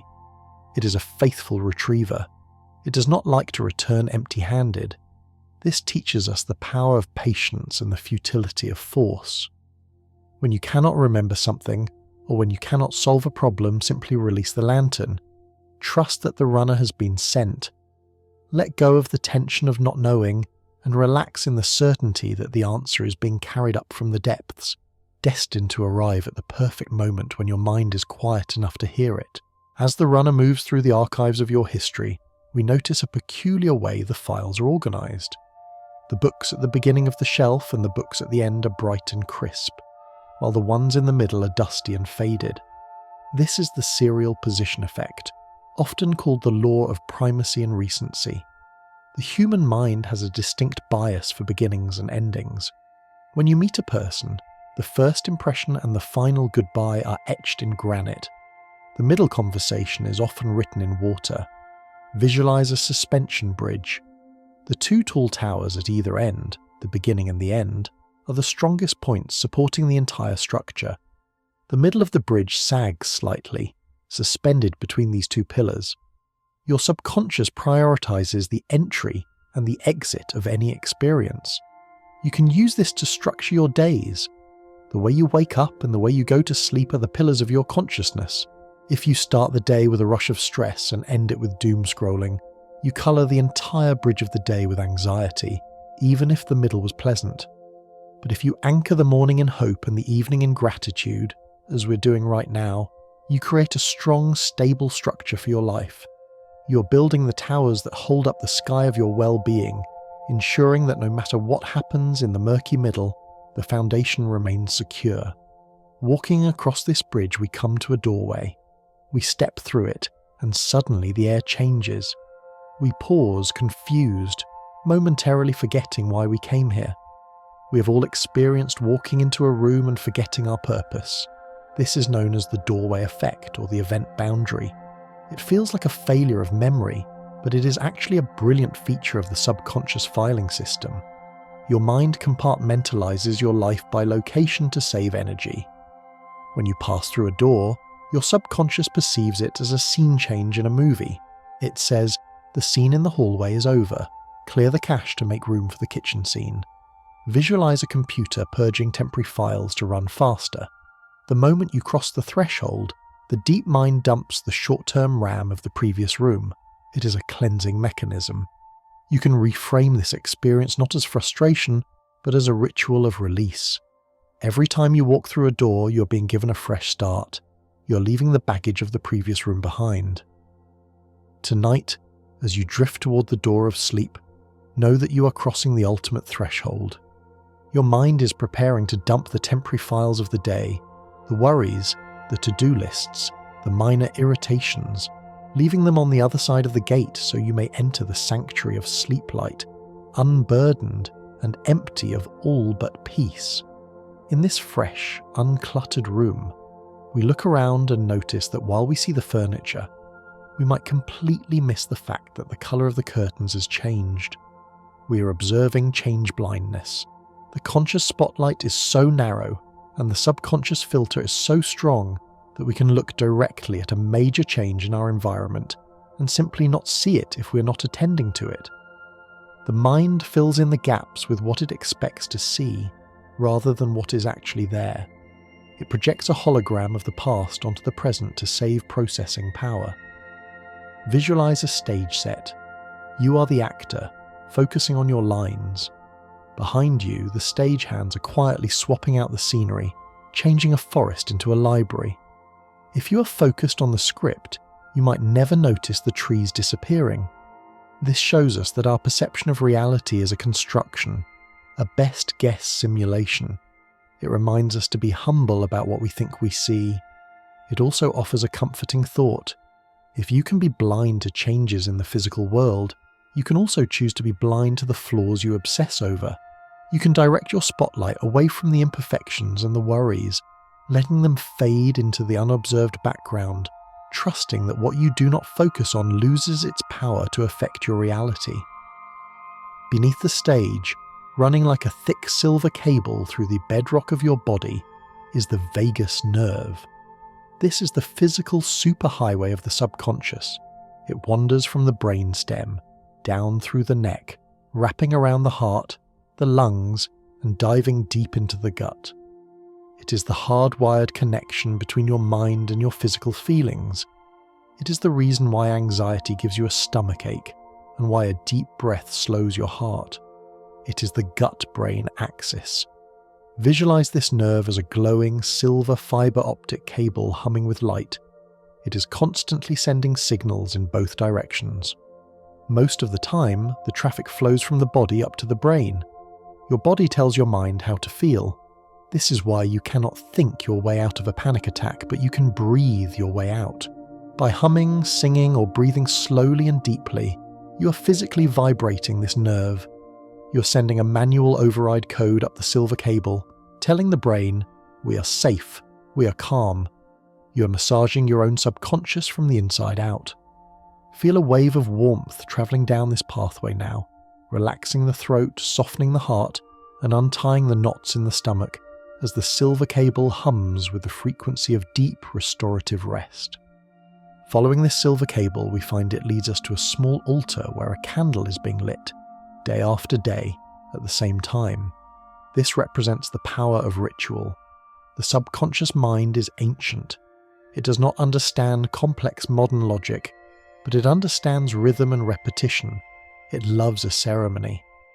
When you perform the same small actions before bed, brushing your teeth, reading a page, dimming the lights, you're not just doing chores, you're performing a liturgy for the deep mind. Visualize a series of dominoes. The first domino is the start of your routine. The moment you tip it, the rest fall in a predictable, satisfying cascade. The final domino is sleep. By building a ritual, you're creating a Pavlovian trigger. You're speaking to your subconscious in its own language of symbols. I am lighting the candle becomes I am releasing the day. I am lying down becomes I am safe. These actions bypass the critical mind and send a direct signal of safety. Embrace the repetition. Do not seek novelty in your rest. Seek the comfort of the familiar. Let your routine be the soft, worn path that leads you unerringly home to yourself, night after night. On this altar, we see objects that represent feelings. A stone for heaviness, a feather for lightness. We are entering the realm of embodied metaphor. We often think metaphors are just figures of speech, poetic flourishes we use in writing. But to the subconscious, metaphors are literal physical realities. When you say someone gave you the cold shoulder, studies show your body temperature can actually drop. When you say you have a heavy heart, your chest muscles physically tighten. Your mind maps emotional concepts onto physical sensations. Visualize yourself washing your hands. In one sense, you're removing dirt. But to your subconscious, this act can be a profound metaphor for washing away guilt or doubt. This is why a warm bath feels so emotionally cleansing.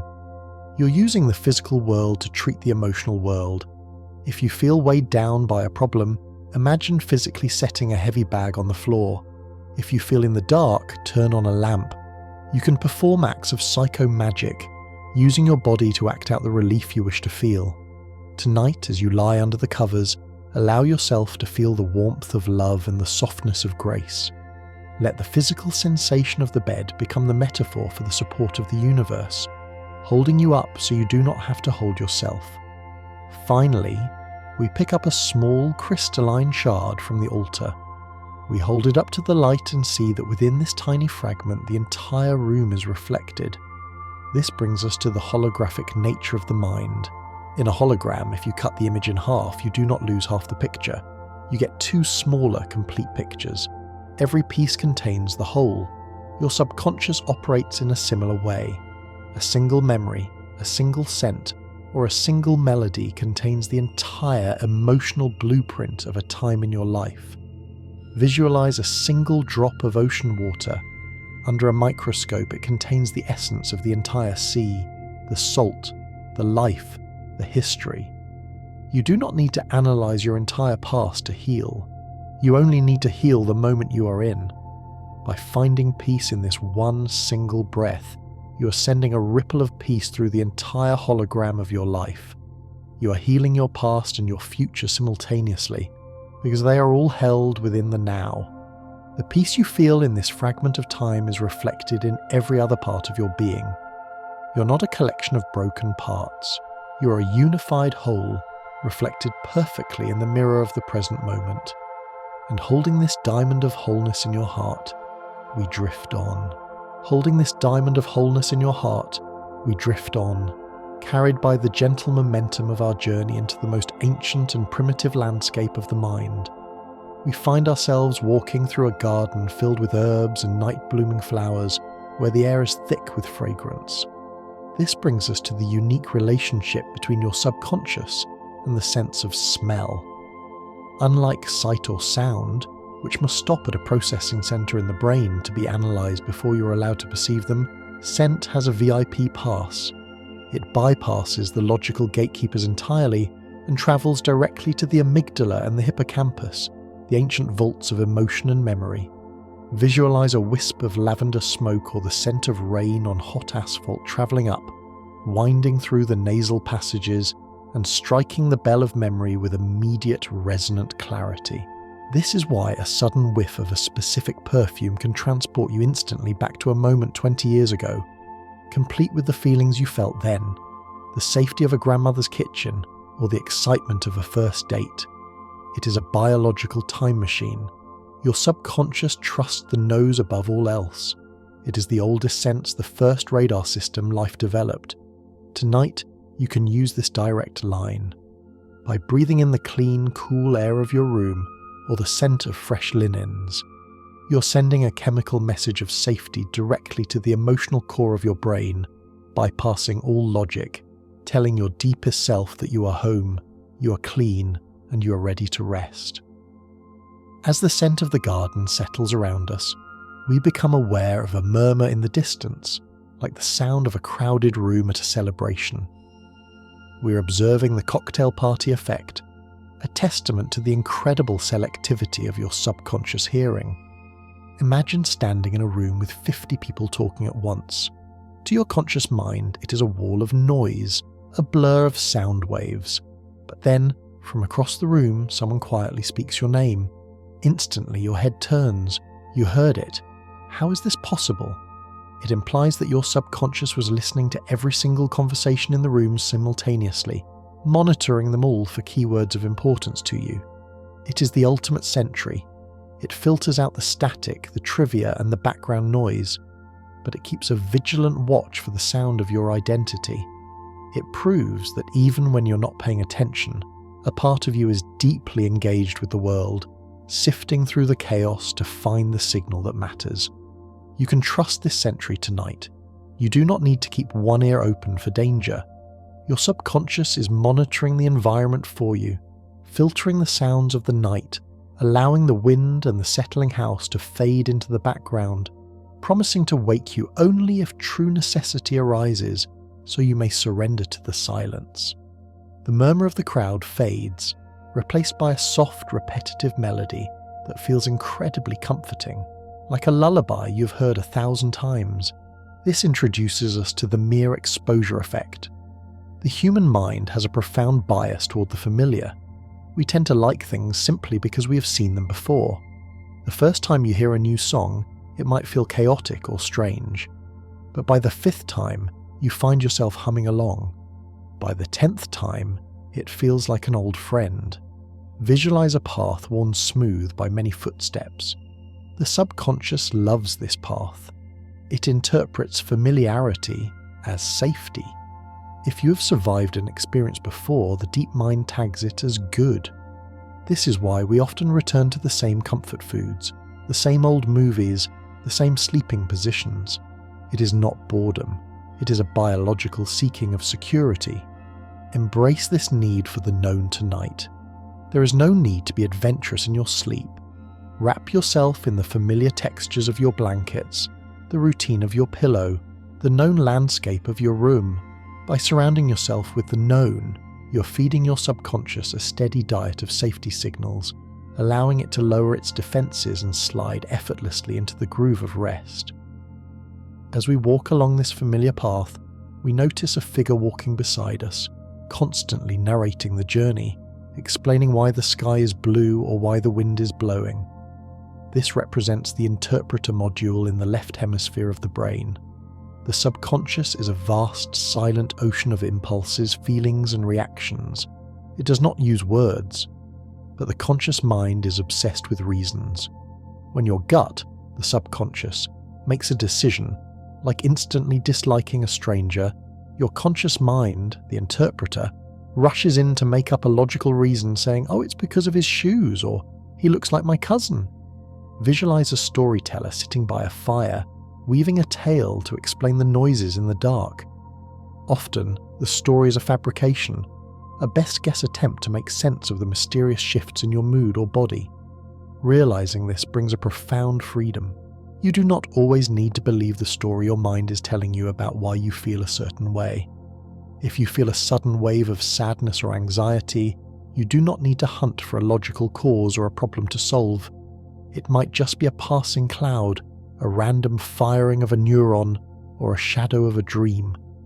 You can thank the interpreter for its story, but gently set it aside, allowing the feeling to simply exist as a sensation, unattached to a crisis, drifting by like a leaf on the surface of a stream.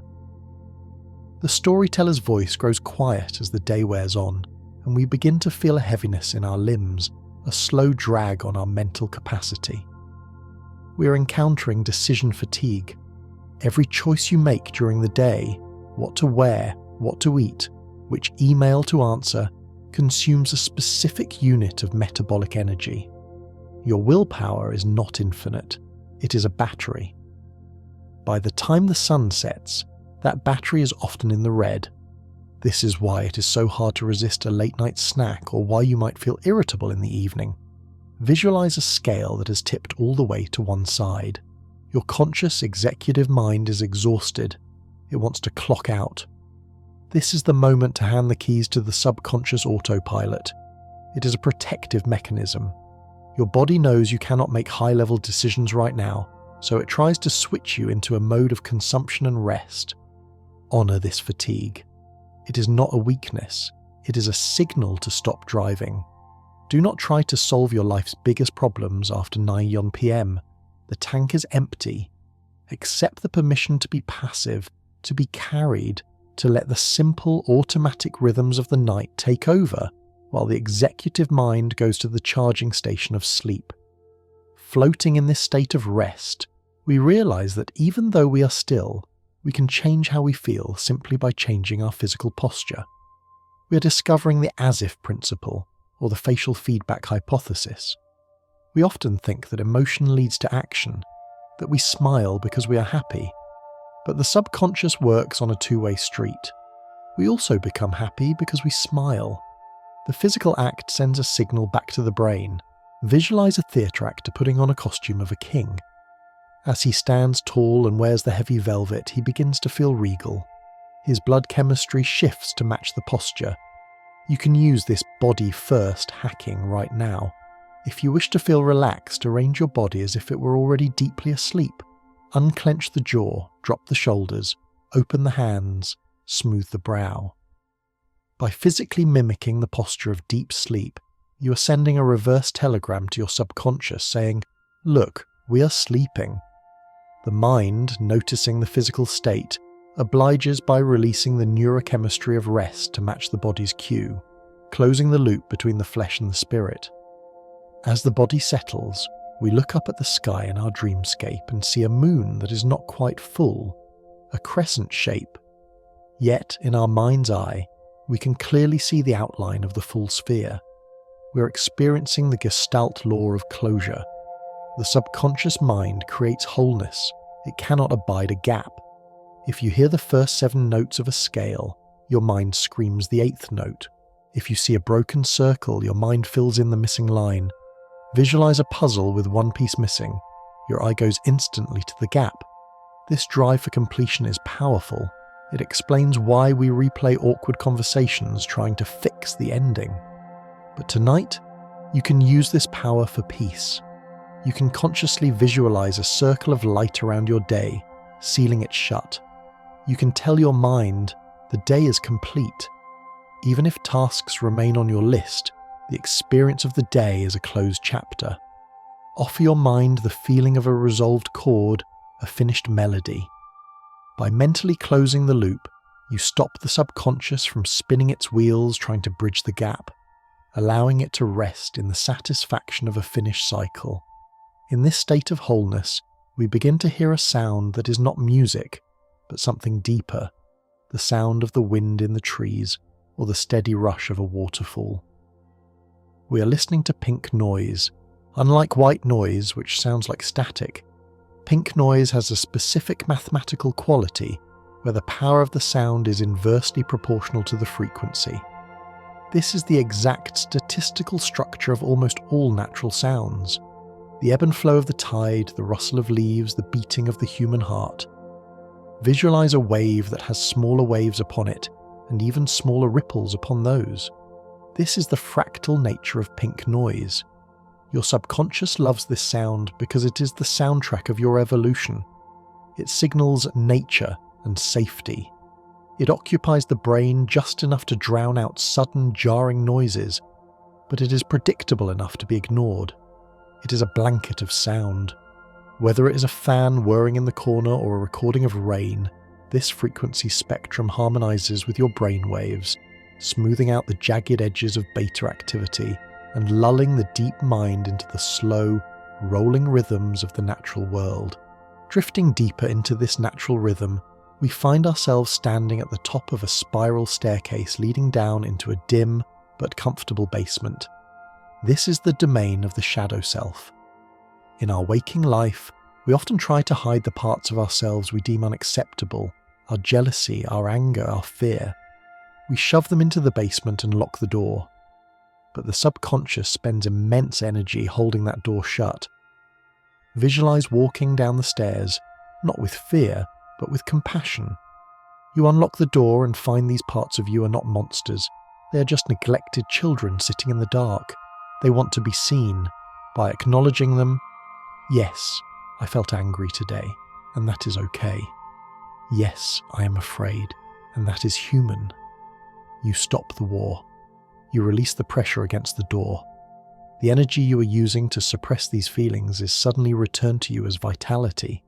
Sleep becomes easier because you're no longer guarding a prison. You are a whole house, from the attic to the cellar, at peace with every resident within you, accepting the entirety of your complex, beautiful human experience. Finally, in the deepest part of this house, we find a book that contains stories not just of your life, but of all lives. We are touching the realm of archetypes. Deep in the collective subconscious, there are universal symbols that we all understand without being taught. The Great Mother, the Wise Old Man, the Hero, the Shadow, the Rebirth. These are the structural pillars of the human psyche. Visualize a great ancient tree with roots that wrap around the entire globe. We're all leaves on this tree. When you dream of a great ocean, or a flying bird, or a dark cave, you're speaking the shared language of humanity. You're tapping into a reservoir of wisdom that has been accumulated over thousands of years. You're never dreaming alone. You're participating in the great timeless myth of existence.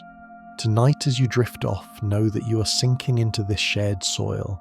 You are being held by the same earth that has held every dreamer who has ever lived. You're connected to a vast, supportive web of life that transcends time and space, safe in the arms of the great universal story that is dreaming itself through you. And so, held by this ancient wisdom, we drift on. And so, held by this ancient wisdom, drifting on the currents of the collective human story, we begin to perceive a physical change taking place within the very architecture of your mind. We're witnessing the nightly ritual of the glymphatic system. For centuries it was believed that the brain was a static structure, but we now know that when you enter deep sleep, a miraculous transformation occurs.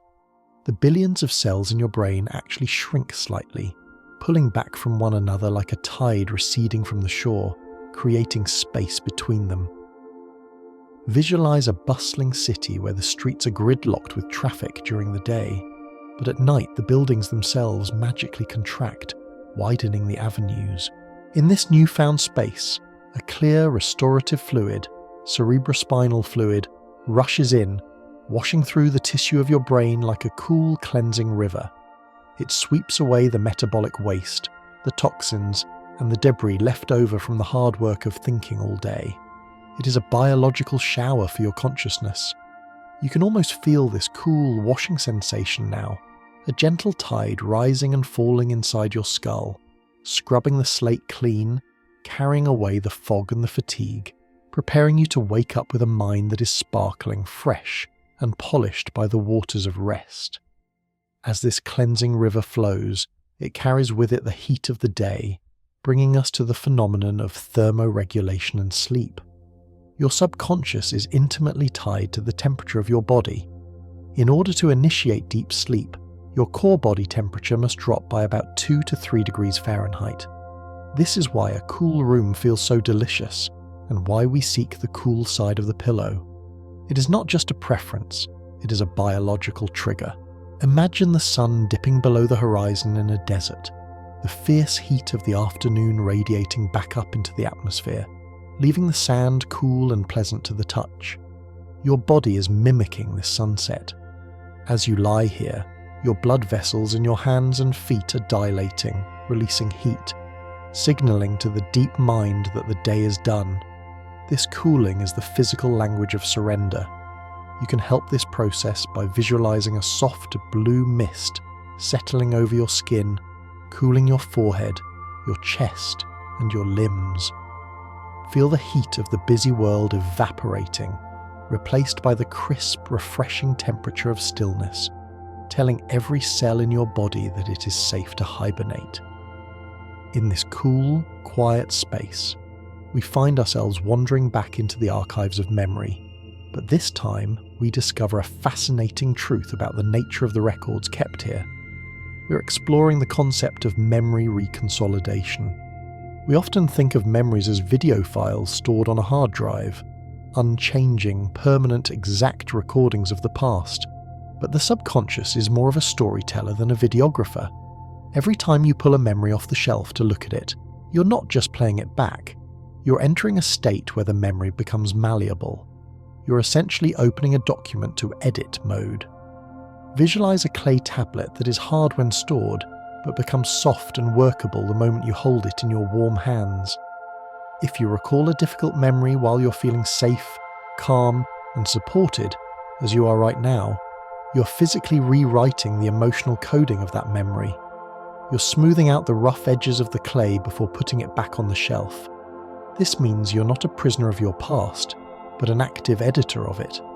Tonight, if an old memory drifts by, simply hold it in the soft light of your current relaxation. Let the peace you feel now seep into the fabric of the past, softening the sting, rewriting the story not as a tragedy, but as a chapter that led you to this moment of safety. As we hold these clay tablets, we realize we have control over how they look. We are discovering the power of submodalities. This is the internal coding system your subconscious uses to give meaning to thoughts. It is not just what you think about, but how you think about it. A pleasant memory usually appears in your mind as bright, colourful, large, and close. A worry might appear as dark, looming, and loud. These qualities, brightness, size, distance, volume, are the knobs and dials on the control panel of your mind. Imagine you're sitting in the director's chair of a cinema. On the screen is a thought that has been bothering you. Now reach out to the control panel, take the dial marked brightness, and turn it down, making the image dim and grey. Take the dial marked distance, and push the image far away until it is the size of a postage stamp on the horizon. Turn the volume down until the voices are just a squeak. Notice how your feelings change. The content of the thought hasn't changed, but its power over you has vanished. You are the master of these controls.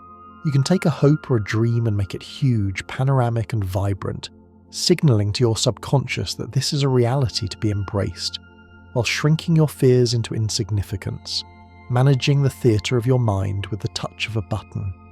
The theatre fades, and we find ourselves standing on a beach, watching the tide roll in and out. We're tuning into the ultradian rhythms. We all know about the circadian rhythm, the 24-hour cycle of day and night. But within that great cycle, there are smaller, faster waves crashing on the shore every 90 minutes to 2 hours. These are the pulses of energy that govern your focus and your fatigue, both day and night. Visualize a surfer riding a wave.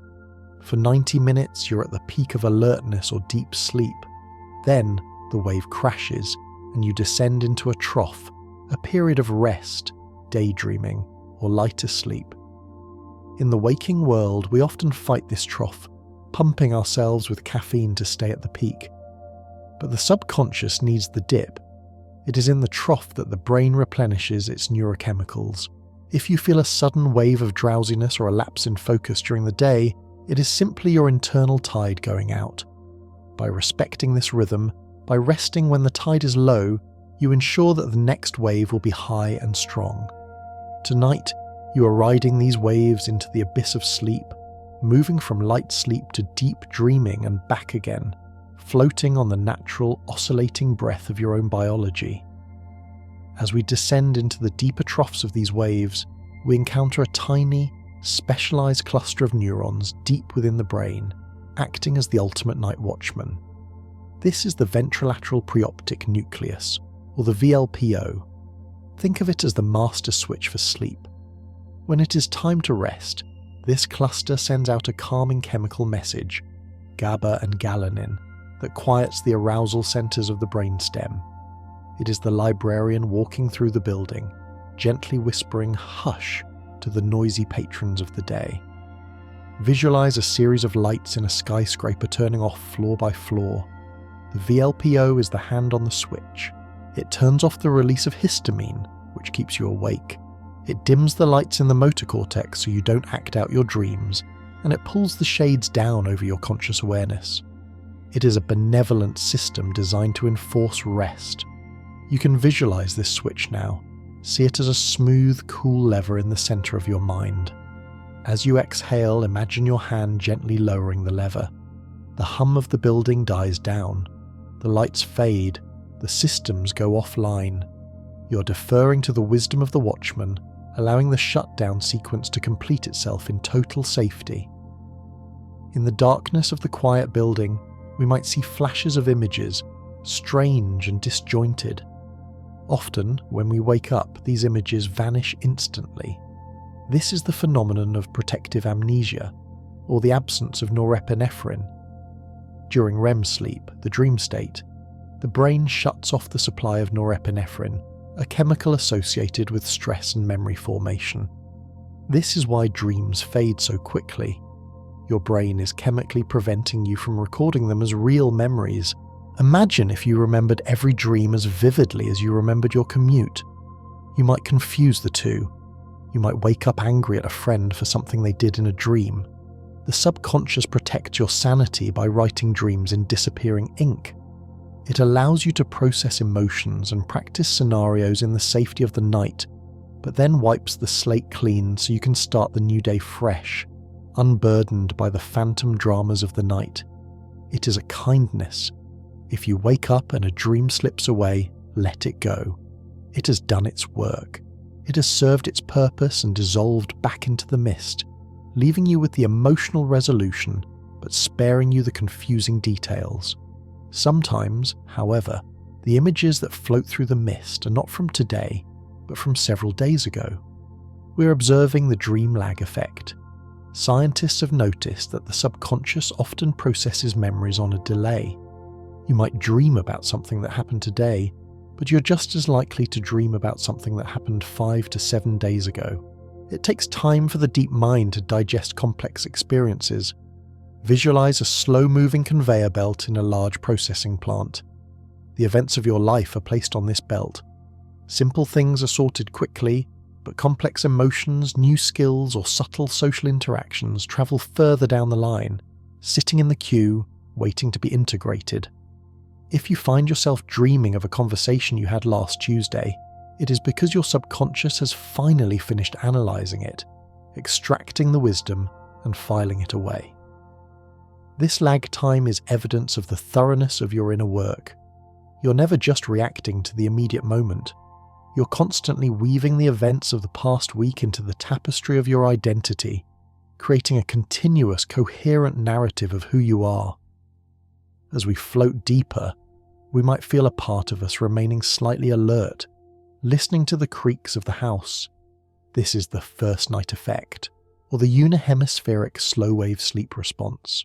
When you sleep in a new environment, a hotel, a friend's house, one half of your brain stays slightly more awake than the other to monitor for danger. It is an ancient survival mechanism from the days when sleeping in a new cave meant potential risk. Visualize a dolphin, which sleeps with one half of its brain awake to ensure it can still breathe and swim. Humans have a vestigial version of this. Your subconscious is so committed to your survival that it will sacrifice its own rest to keep guard. But tonight, you are in your own bed. You are in your sanctuary. You can speak to that vigilant half of the brain. You can look at the walls, the ceiling, the shadows, and confirm, this is familiar, this is safe. By consciously acknowledging your safety, you give permission for the sentry to stand down, allowing both hemispheres to sync up and sink together into the profound depth of fully synchronized restoration. Finally, we arrive at the very edge of the conscious world, a threshold known as liminality. This is the space between the worlds, the grey zone where you're neither fully awake nor fully asleep. It is a place of profound surrender. In the waking world, you're defined by your actions, your name, your job. But here, in the liminal space, those definitions dissolve. You're returning to the state of being a pure observer. Visualize a trapeze artist high in the air. To get from one bar to the next, there must be a moment where she lets go of the first bar and has not yet caught the second. For a split second, she is floating in mid-air, holding on to nothing. This is sleep. It is an act of trust. You must let go of the control of the day before you can catch the restoration of the night. It feels like falling, but it is actually floating. Your subconscious is the net below, always there, always ready to catch you. You cannot do sleep. You can only fall into it. Embrace this moment of suspension. Let go of the bar. Feel the rush of the air, the weightlessness of the release, and trust that the deep velvet net of your dreams is rising to meet you, soft and strong, ready to hold you through the night. And so, falling gently into that safe embrace, we drift on. And as you land softly in that net, a profound heaviness begins to settle over your physical form, a weight that is not burdensome, but deeply grounding. This brings us to the protective miracle of sleepotonia. It is the body's way of ensuring that while your mind flies to the stars, your vessel remains safely anchored to the earth. When you enter the vivid world of dreaming, your brainstem sends a signal, a chemical key turning in a lock, that temporarily disconnects the motor neurons from your muscles. You become paralyzed in the most benevolent sense of the word. Visualize a ship dropping its heavy iron anchor into the soft sand of the harbour floor. The sails, your mind, may billow and snap in the winds of a dream, taking you on adventures across galaxies, fighting dragons or flying over cities. But the ship of your body does not move. It does not act out the battle. It does not jump from the bed. It remains still, preserved in a state of suspended animation. This paralysis is the guardian of your rest. It allows the subconscious to play out its wildest dramas without consequence to your physical safety. Feel this heaviness spreading through your limbs now, a delightful inability to move, a signal that the anchor is down, the waters are calm, and you are free to explore the infinite interior without lifting a finger in the exterior world. As the body lies anchored, the senses remain open, acting as subtle threads connecting the dreamer to the room. We begin to notice the artistry of external stimuli integration. Your subconscious is an improvisational master. If a gentle rain begins to fall outside your window while you sleep, your deep mind does not necessarily wake you up to report the weather. Instead, it weaves the sound into the narrative of your dream. The tapping on the glass becomes the sound of a waterfall in a lush jungle, or the applause of a distant crowd. Visualize a weaver sitting at a loom, working with lightning speed. Every sound, every change in temperature, every scent that enters the room is a coloured thread. The weaver instantly grabs these threads and incorporates them into the tapestry of the dream without missing a beat. protecting the continuity of your sleep. If a dog barks, it becomes a dog in your dream. If the temperature drops, you might dream of walking through a snowy landscape. This shows the incredible dedication of the subconscious to preserve your rest. It will rewrite reality, turning the mundane disturbances of the bedroom into the magical plot points of your nightly adventure, wrapping the noise of the world in a story so you may remain undisturbed in your slumber. In the midst of this woven story, a spark of pure awareness sometimes ignites. We drift into the luminous phenomenon of lucid dreaming. Most of the time, we are swept along by the river of a dream, believing completely in its reality. But occasionally the conscious mind wakes up within the dream. You look at your hand or the sky and you realize, I am dreaming. This is all me. Visualize a person standing in a theatre who suddenly realizes that the walls are painted, the actors are wearing masks and they can step off the stage. This is a moment of ultimate freedom. In a lucid dream, the laws of physics are repealed. Gravity is a suggestion. You can fly. You can breathe underwater. You can conjure a feast or a friend with a mere thought. It is the subconscious handing you the pen and saying, you write the next scene. This state reveals that the reality you perceive is a construction of your mind. It suggests that you possess a creative power far greater than you know. Even if you do not control the dream tonight, simply knowing this potential exists adds a layer of magic to the dark, a promise that within the illusion of the night, there is a hidden door to absolute sovereignty. Deep in the garden of the brain, while these dreams play out, a silent and miraculous planting is taking place. We are witnessing neurogenesis. For decades, science believed that we were born with a fixed number of neurons and that the brain could only decline with age. We now know this is a myth. In the hippocampus, the center of learning and memory, your brain is birthing new cells every single night, specifically during deep sleep. Visualize a gardener working under the light of the moon, planting seeds in the rich, dark soil of your mind. These seeds are new neurons, fresh potential, waiting to be encoded with new skills and memories. Sleep is the fertilizer. When you rest deeply, you are literally growing a new brain. You're renewing your capacity to learn, to adapt, to handle stress. You're not the same person who went to sleep.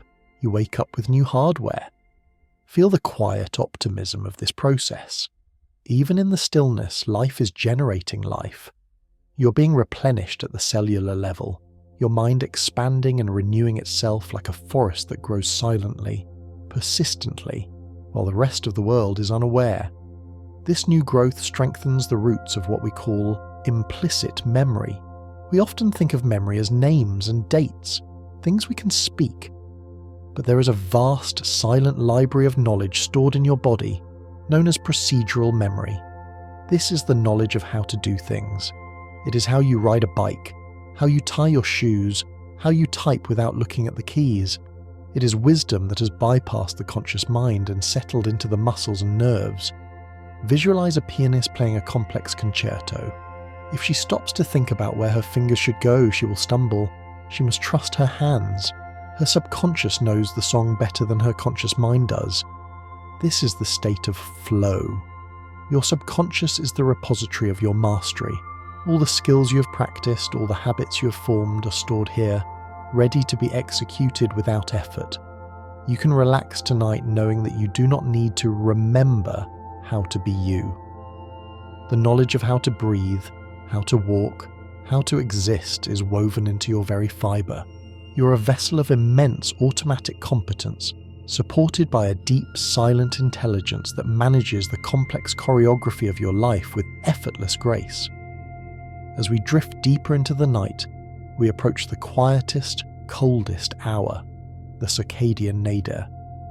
This usually occurs between 3 a.m. and 4 a.m. It is the time when your body temperature is at its lowest, your heart rate is slowest, and the veil between the worlds feels thinnest. In many spiritual traditions, this is known as the ambrosial hour, or the time of holy silence. The busy signals of the world have faded completely. Visualize a valley covered in deep blue snow, illuminated only by starlight. The air is still. there is no wind. This is the bottom of the curve, the deepest point of the dive. While the waking mind might find this hour lonely, the subconscious finds it sacred. It is a time of absolute stillness, where the static of the ego is muted and the whisper of intuition can be heard most clearly.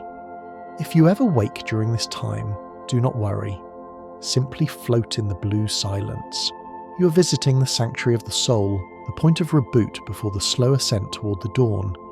It is a place of peace so profound that it cleanses the spirit, a silent communion with the resting heartbeat of the planet. In this deep quiet, we are often not alone. We discover the biological magic of co-regulation. We are pack animals by nature. Our nervous systems are not closed loops.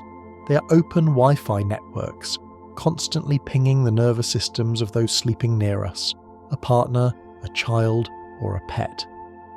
When we sleep beside a calm, breathing presence, our biological rhythms naturally synchronize.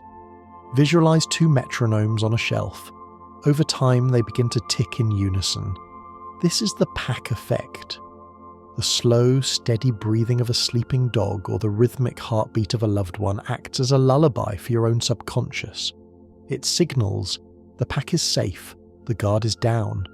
Even if you're sleeping alone in the room, you can visualize the presence of a great comforting protector sleeping beside you. A guardian spirit or a beloved ancestor. Your subconscious reacts to the visualization as if it were real, lowering your cortisol and slowing your heart, wrapping you in the ancient warm safety of the herd, allowing you to let go completely, knowing you are watched over. Floating in this shared safety, we begin to understand the true purpose of the chaotic emotional dreams we sometimes have. We are entering the realm of REM therapy. It has been said that time heals all wounds, but it is actually time spent in REM sleep that does the healing. During this phase, the brain strips the painful emotional charge away from our memories. It replays the difficult events of the day, but in a safe, neurochemically altered environment where the stress hormones are blocked. Visualize a wash cycle. You put a garment stained with sadness or anger into the water. The churning of the dream is the agitation of the machine. It tumbles the memory around, washing it with the solvent of insight and symbolic imagery. By morning, the stain has faded. You remember the event, but the stinging pain is gone. You have processed it. This is why you often wake up feeling better about a problem that seemed insurmountable the night before.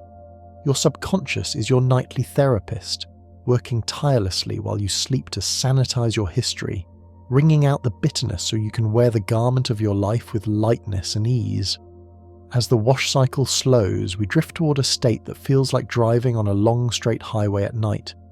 We are experiencing the natural trance state. We often think of hypnosis as a swinging pocket watch, but trance is a natural, everyday capability of the subconscious. Have you ever driven home and realized you didn't remember the last 5 miles? That is highway hypnosis. Your conscious mind drifted away, while your subconscious, the competent driver, handled the car perfectly. Visualize a car gliding effortlessly on a road of light. You're in the passenger seat, looking out the window at the stars. The driver knows the way. This ability to dissociate, to split the mind, is a gift of rest. It allows you to retreat into your inner world while your automatic systems maintain your life. Tonight, you are entering the ultimate trance. You are climbing into the passenger seat of sleep. You can stop driving. You can stop navigating. The road is straight, the engine is humming, and the destination, morning, is assured. You're free to simply watch the scenery of your mind roll by, trusting the automatic pilot that has never failed you. Finally, we peel back the last layer of the onion, moving past the thoughts, past the emotions, past the memories, to the very core of your being. We encounter the silent observer. This is the part of you that is aware that you're thinking. It is the I that watches the movie. It is not the movie itself. When you say, "I am tired," who is the I that notices the tiredness? When you say, "I am dreaming," who is the I that sees the dream? Visualize a deep ocean floor, miles beneath the surface. The storms may rage above. These are your thoughts. The currents may swirl, these are your emotions. But down here, in the Marianas Trench of the soul, the water is eternally still, dark, and silent. This witness is your true self. It is untouched by pain, unwearied by age, and unharmed by fear. It simply is. As you drift into the deepest sleep, you are returning to this center. You're shedding the costumes of your personality and resting as pure awareness, suspended in the timeless, weightless void of your own infinite existence. And in this place of absolute silence, where there is nothing to do and nowhere to go, we drift on. From this vantage point of the silent observer, resting on the quiet floor of your own being, we begin to notice a peculiar and comforting phenomenon regarding the physical world above. It is fading away. We are witnessing the miracle of sensory gating. Your nervous system is designed to be an exquisitely sensitive detector of change, but it is also designed to ignore continuity.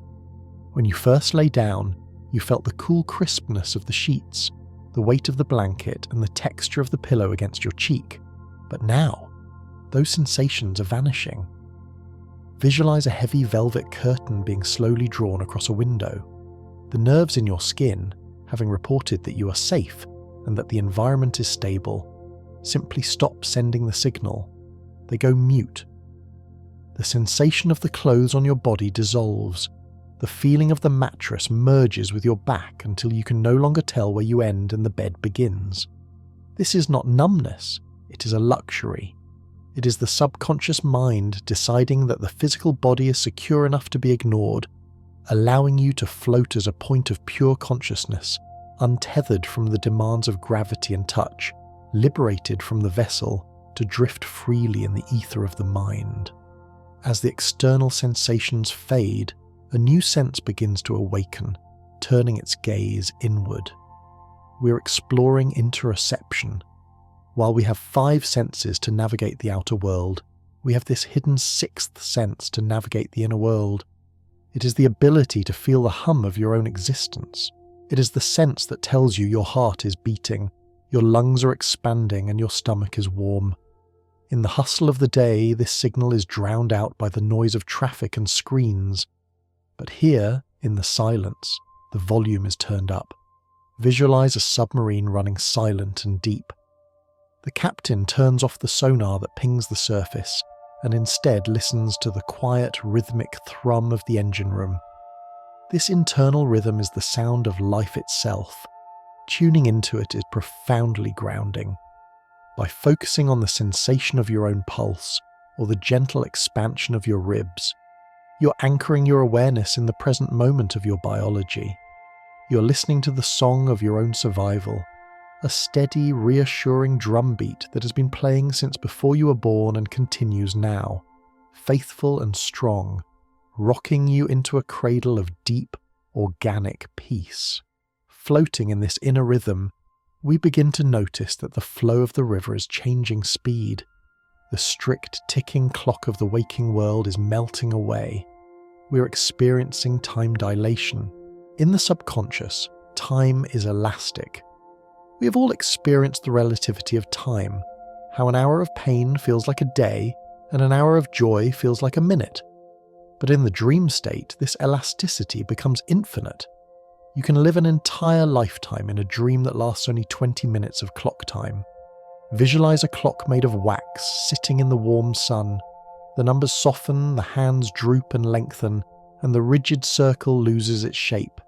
Here, there is no rush, because there is no time. The subconscious does not own a calendar. It operates in the deep now. This is why 5 minutes of deep meditative rest can feel as restorative as an hour of nap. You're stepping out of the stream of chronological time and stepping into the ocean of kairos, God's time, or deep time. You can let go of the anxiety of not enough hours. In this space, you have all the time in the universe. You're suspended in an eternal moment that stretches out forever in all directions, spacious and unhurried. In this spaciousness, we see a team of workers wrapping a long silver wire in layers of soft white silk. They are winding it round and round, making the wire thick, smooth and insulated. This is the visualization of myelination. Every time you practice a thought of calm, or repeat a soothing mantra, or successfully let go of tension, your brain physically changes. Special cells called oligodendrocytes wrap the neural pathway in a fatty substance called myelin. This insulation makes the electrical signal travel faster and more efficiently. Imagine a muddy dirt road being paved into a superhighway. The more you travel the road of relaxation, the smoother it becomes. This is why sleep gets easier the more you practice a routine. You're physically insulating the sleep highway in your brain. Tonight, simply by lying here and allowing yourself to drift, you're adding another layer of silk to this pathway. You're building the infrastructure of peace. You're making it physically easier for your future self to find this place again, greasing the grooves of tranquility so that eventually you will slide into this state of rest with the effortless speed of a thought. As the signals travel effortlessly along these silky paths, they begin to cross and blend in beautiful, unexpected ways. We are touching the realm of synesthesia. In the waking, logical mind, the senses are kept in separate boxes. Sound is for ears, colour is for eyes. But in the deep subconscious, these boundaries are porous. The primitive mind is a soup of sensory experience where a sound can have a texture and a feeling can have a colour. Visualize a drop of blue paint falling into a pool of water, but as it hits, it makes the sound of a cello. This is the cross-wiring of the deep mind. You might feel the heaviness of sleep as a dark purple blanket, or the sharpness of a worry as a jagged yellow line. This blending is a return to a more holistic way of perceiving. It is the language of poetry and art. Allow your senses to merge tonight. Let the sound of my voice become a warm temperature. Let the darkness behind your eyelids become a soft, velvety texture. By allowing this sensory blending, you dissolve the rigid structures of logic, returning to the fluid, dreamlike state where everything is connected and everything is one. From this fluid creative soup, bubbles of ideas rise to the surface. Sometimes we find a beautiful golden coin on the riverbed and think, I have found something new, only to realize later it was a coin we dropped there ourselves years ago. This is cryptomnesia, or hidden memory. The subconscious never creates from nothing. It is the ultimate collage artist. It takes bits and pieces of everything you have ever seen, read or heard, and reassembles them into new ideas that feel like original inspirations. Visualize a kaleidoscope. The coloured glass pieces inside are always the same. They are the memories and facts you have collected over a lifetime. But with every turn of the barrel, every dream, every drift into sleep, the subconscious shakes them into a brand new, dazzling pattern. This is the source of creativity. It explains why solutions come when you stop thinking. You're handing the kaleidoscope to the deep mind and letting it spin. You can rest easy knowing that while you sleep, your inner artist is busy at work, taking the fragments of your day and rearranging them into the beautiful, symmetrical patterns of tomorrow's insights. As the kaleidoscope turns, we notice that the image we see depends entirely on where we point the lens. We're observing the focusing illusion. The subconscious is a powerful magnifier. Whatever you focus your attention on, no matter how small, will expand to fill your entire screen. If you focus on a ticking clock, the sound becomes deafening. If you focus on a tiny itch, it becomes a torment. But the reverse is also true. Visualize a camera lens zooming in. If you zoom in on the sensation of warmth in your hands, that warmth grows until it encompasses your whole body. If you zoom in on the concept of peace, peace becomes the only reality. You are the director of this camera. You have the power to crop the frame. Tonight, practice the art of selective focus. Gently pan the camera away from the worries of the day, which are just clutter in the background, and zoom in tight on the pleasant heaviness of your eyelids. Let that single sensation fill the frame. Let it become the entire movie. By narrowing your focus to the good, you crowd out the bad, leaving no room on the screen for anything but comfort. As we hold this focus, we feel a gentle tug, a natural inclination to move toward the pleasurable and away from the painful. This is the pleasure principle, the bedrock of the id. Your subconscious is hedonistic. It wants you to feel good. It is constantly steering you towards safety, warmth, and satisfaction. Often we fight this, thinking we must suffer to be productive. But in the realm of sleep, pleasure is the compass. Visualize a sunflower turning its head. It does not argue with itself about whether it should look at the sun. It simply follows the warmth. Your deep mind is the same. It wants to take you to the land of dreams because that is where you are restored. You do not need to force yourself to sleep. You only need to seduce yourself into it. Follow the feeling of relief. Follow the delicious sensation of the muscles letting go. Trust your hedonistic instinct tonight. If a position feels good, take it. If a thought feels soothing, think it.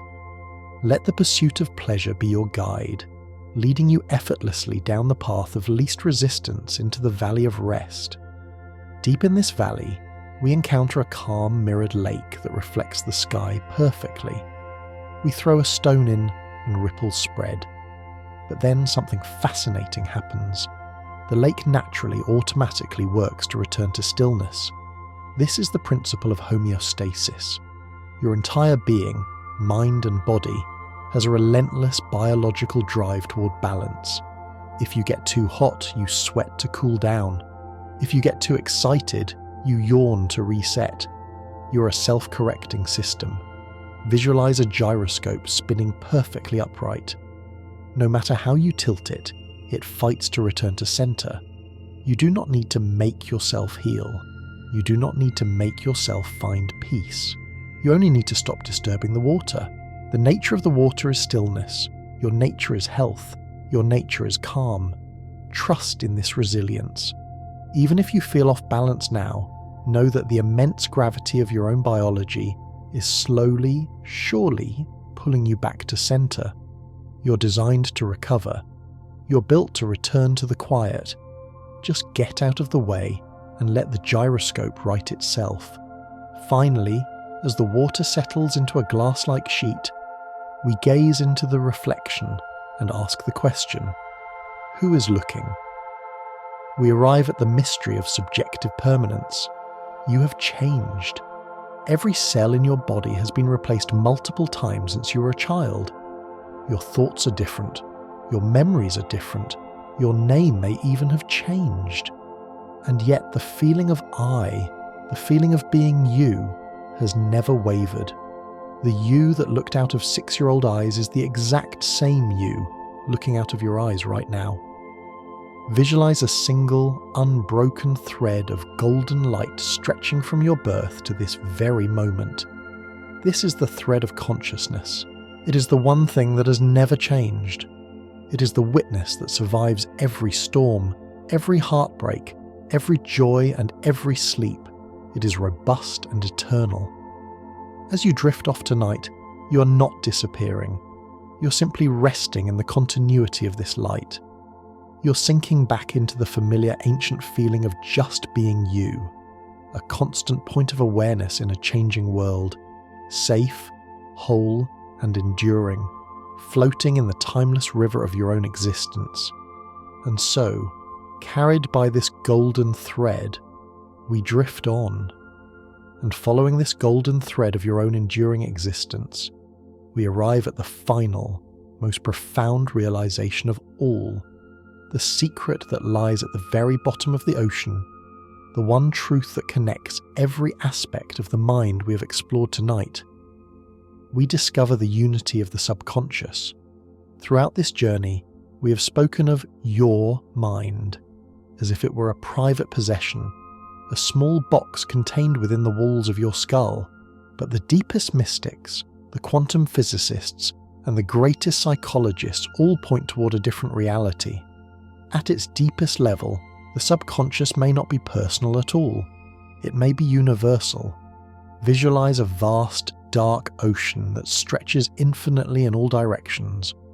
On the surface, there are billions of waves crashing and rising, each distinct, each with its own shape and size. These waves are our conscious, waking selves, individuals with names, histories, and egos. But if you sink beneath the surface, Where does the wave end and the ocean begin? There is no line. The wave is the ocean. The deep water that sustains the wave is the same deep water that sustains every other wave. This suggests that the subconscious mind is not just a storage unit for your personal memories, but a gateway to the infinite. It is the point of contact between the finite you and the infinite everything. When you sleep, you are dipping back into the source code of creation. You are returning to the great undifferentiated reservoir of life from which all genius, all healing, and all inspiration flow. You're not merely a lonely vessel drifting in the dark. You're an expression of the dark itself. You're the universe dreaming that it is a person. This is the ultimate comfort. It means you cannot be lost because you are the place you're trying to return to. It means you are never alone, because at this depth there is no other. There is only one, a single, vast, benevolent consciousness that breathes through you, beats your heart and holds the stars in the sky. To sink into the subconscious is to come home to the realization that you are, and always have been, held in the arms of the infinite. And now, the river widens for the last time. The banks on either side, the banks of time and space, of concepts and facts, of thinking and doing, slowly dissolve into the mist. There is no longer a left or a right. There is no longer a forward or a backward. There is only the vast, open, silent sea. The boat that has carried you this far, the vessel of your attention, begins to slow, its momentum spent, drifting gently to a standstill in the centre of this great, calm expanse. The water is still. The air is still. The stars above are not distant points of light, but watchful, loving eyes, blinking slowly in the velvet dark. You have gathered the pearls of wisdom. You have explored the caverns of your own depth. You have seen the machinery of your own magic. And now there is nothing left to learn. There is nothing left to see. The library is closing its doors. The projector is dimming its light. The narrator is lowering his voice to a whisper. Feel the heavy, delicious curtain of sleep descending now, final and complete. It covers the world. It covers the body. It covers the mind. The thoughts that once swam like fish have gone deep, settling into the sand. The emotions that rolled like waves have flattened into glass. You are floating in the pure, weightless suspension of the void, safe, whole, infinite. Let go of the words, let go of the meanings, let go of the listener. There is only the rhythm of the breath, rising and falling like the slow, eternal tide of this inner ocean, in and out, deep and slow. You're part of the silence now. You're part of the dark. You're home. And now, 101 wonders are resting with you. Sleep now. Good night.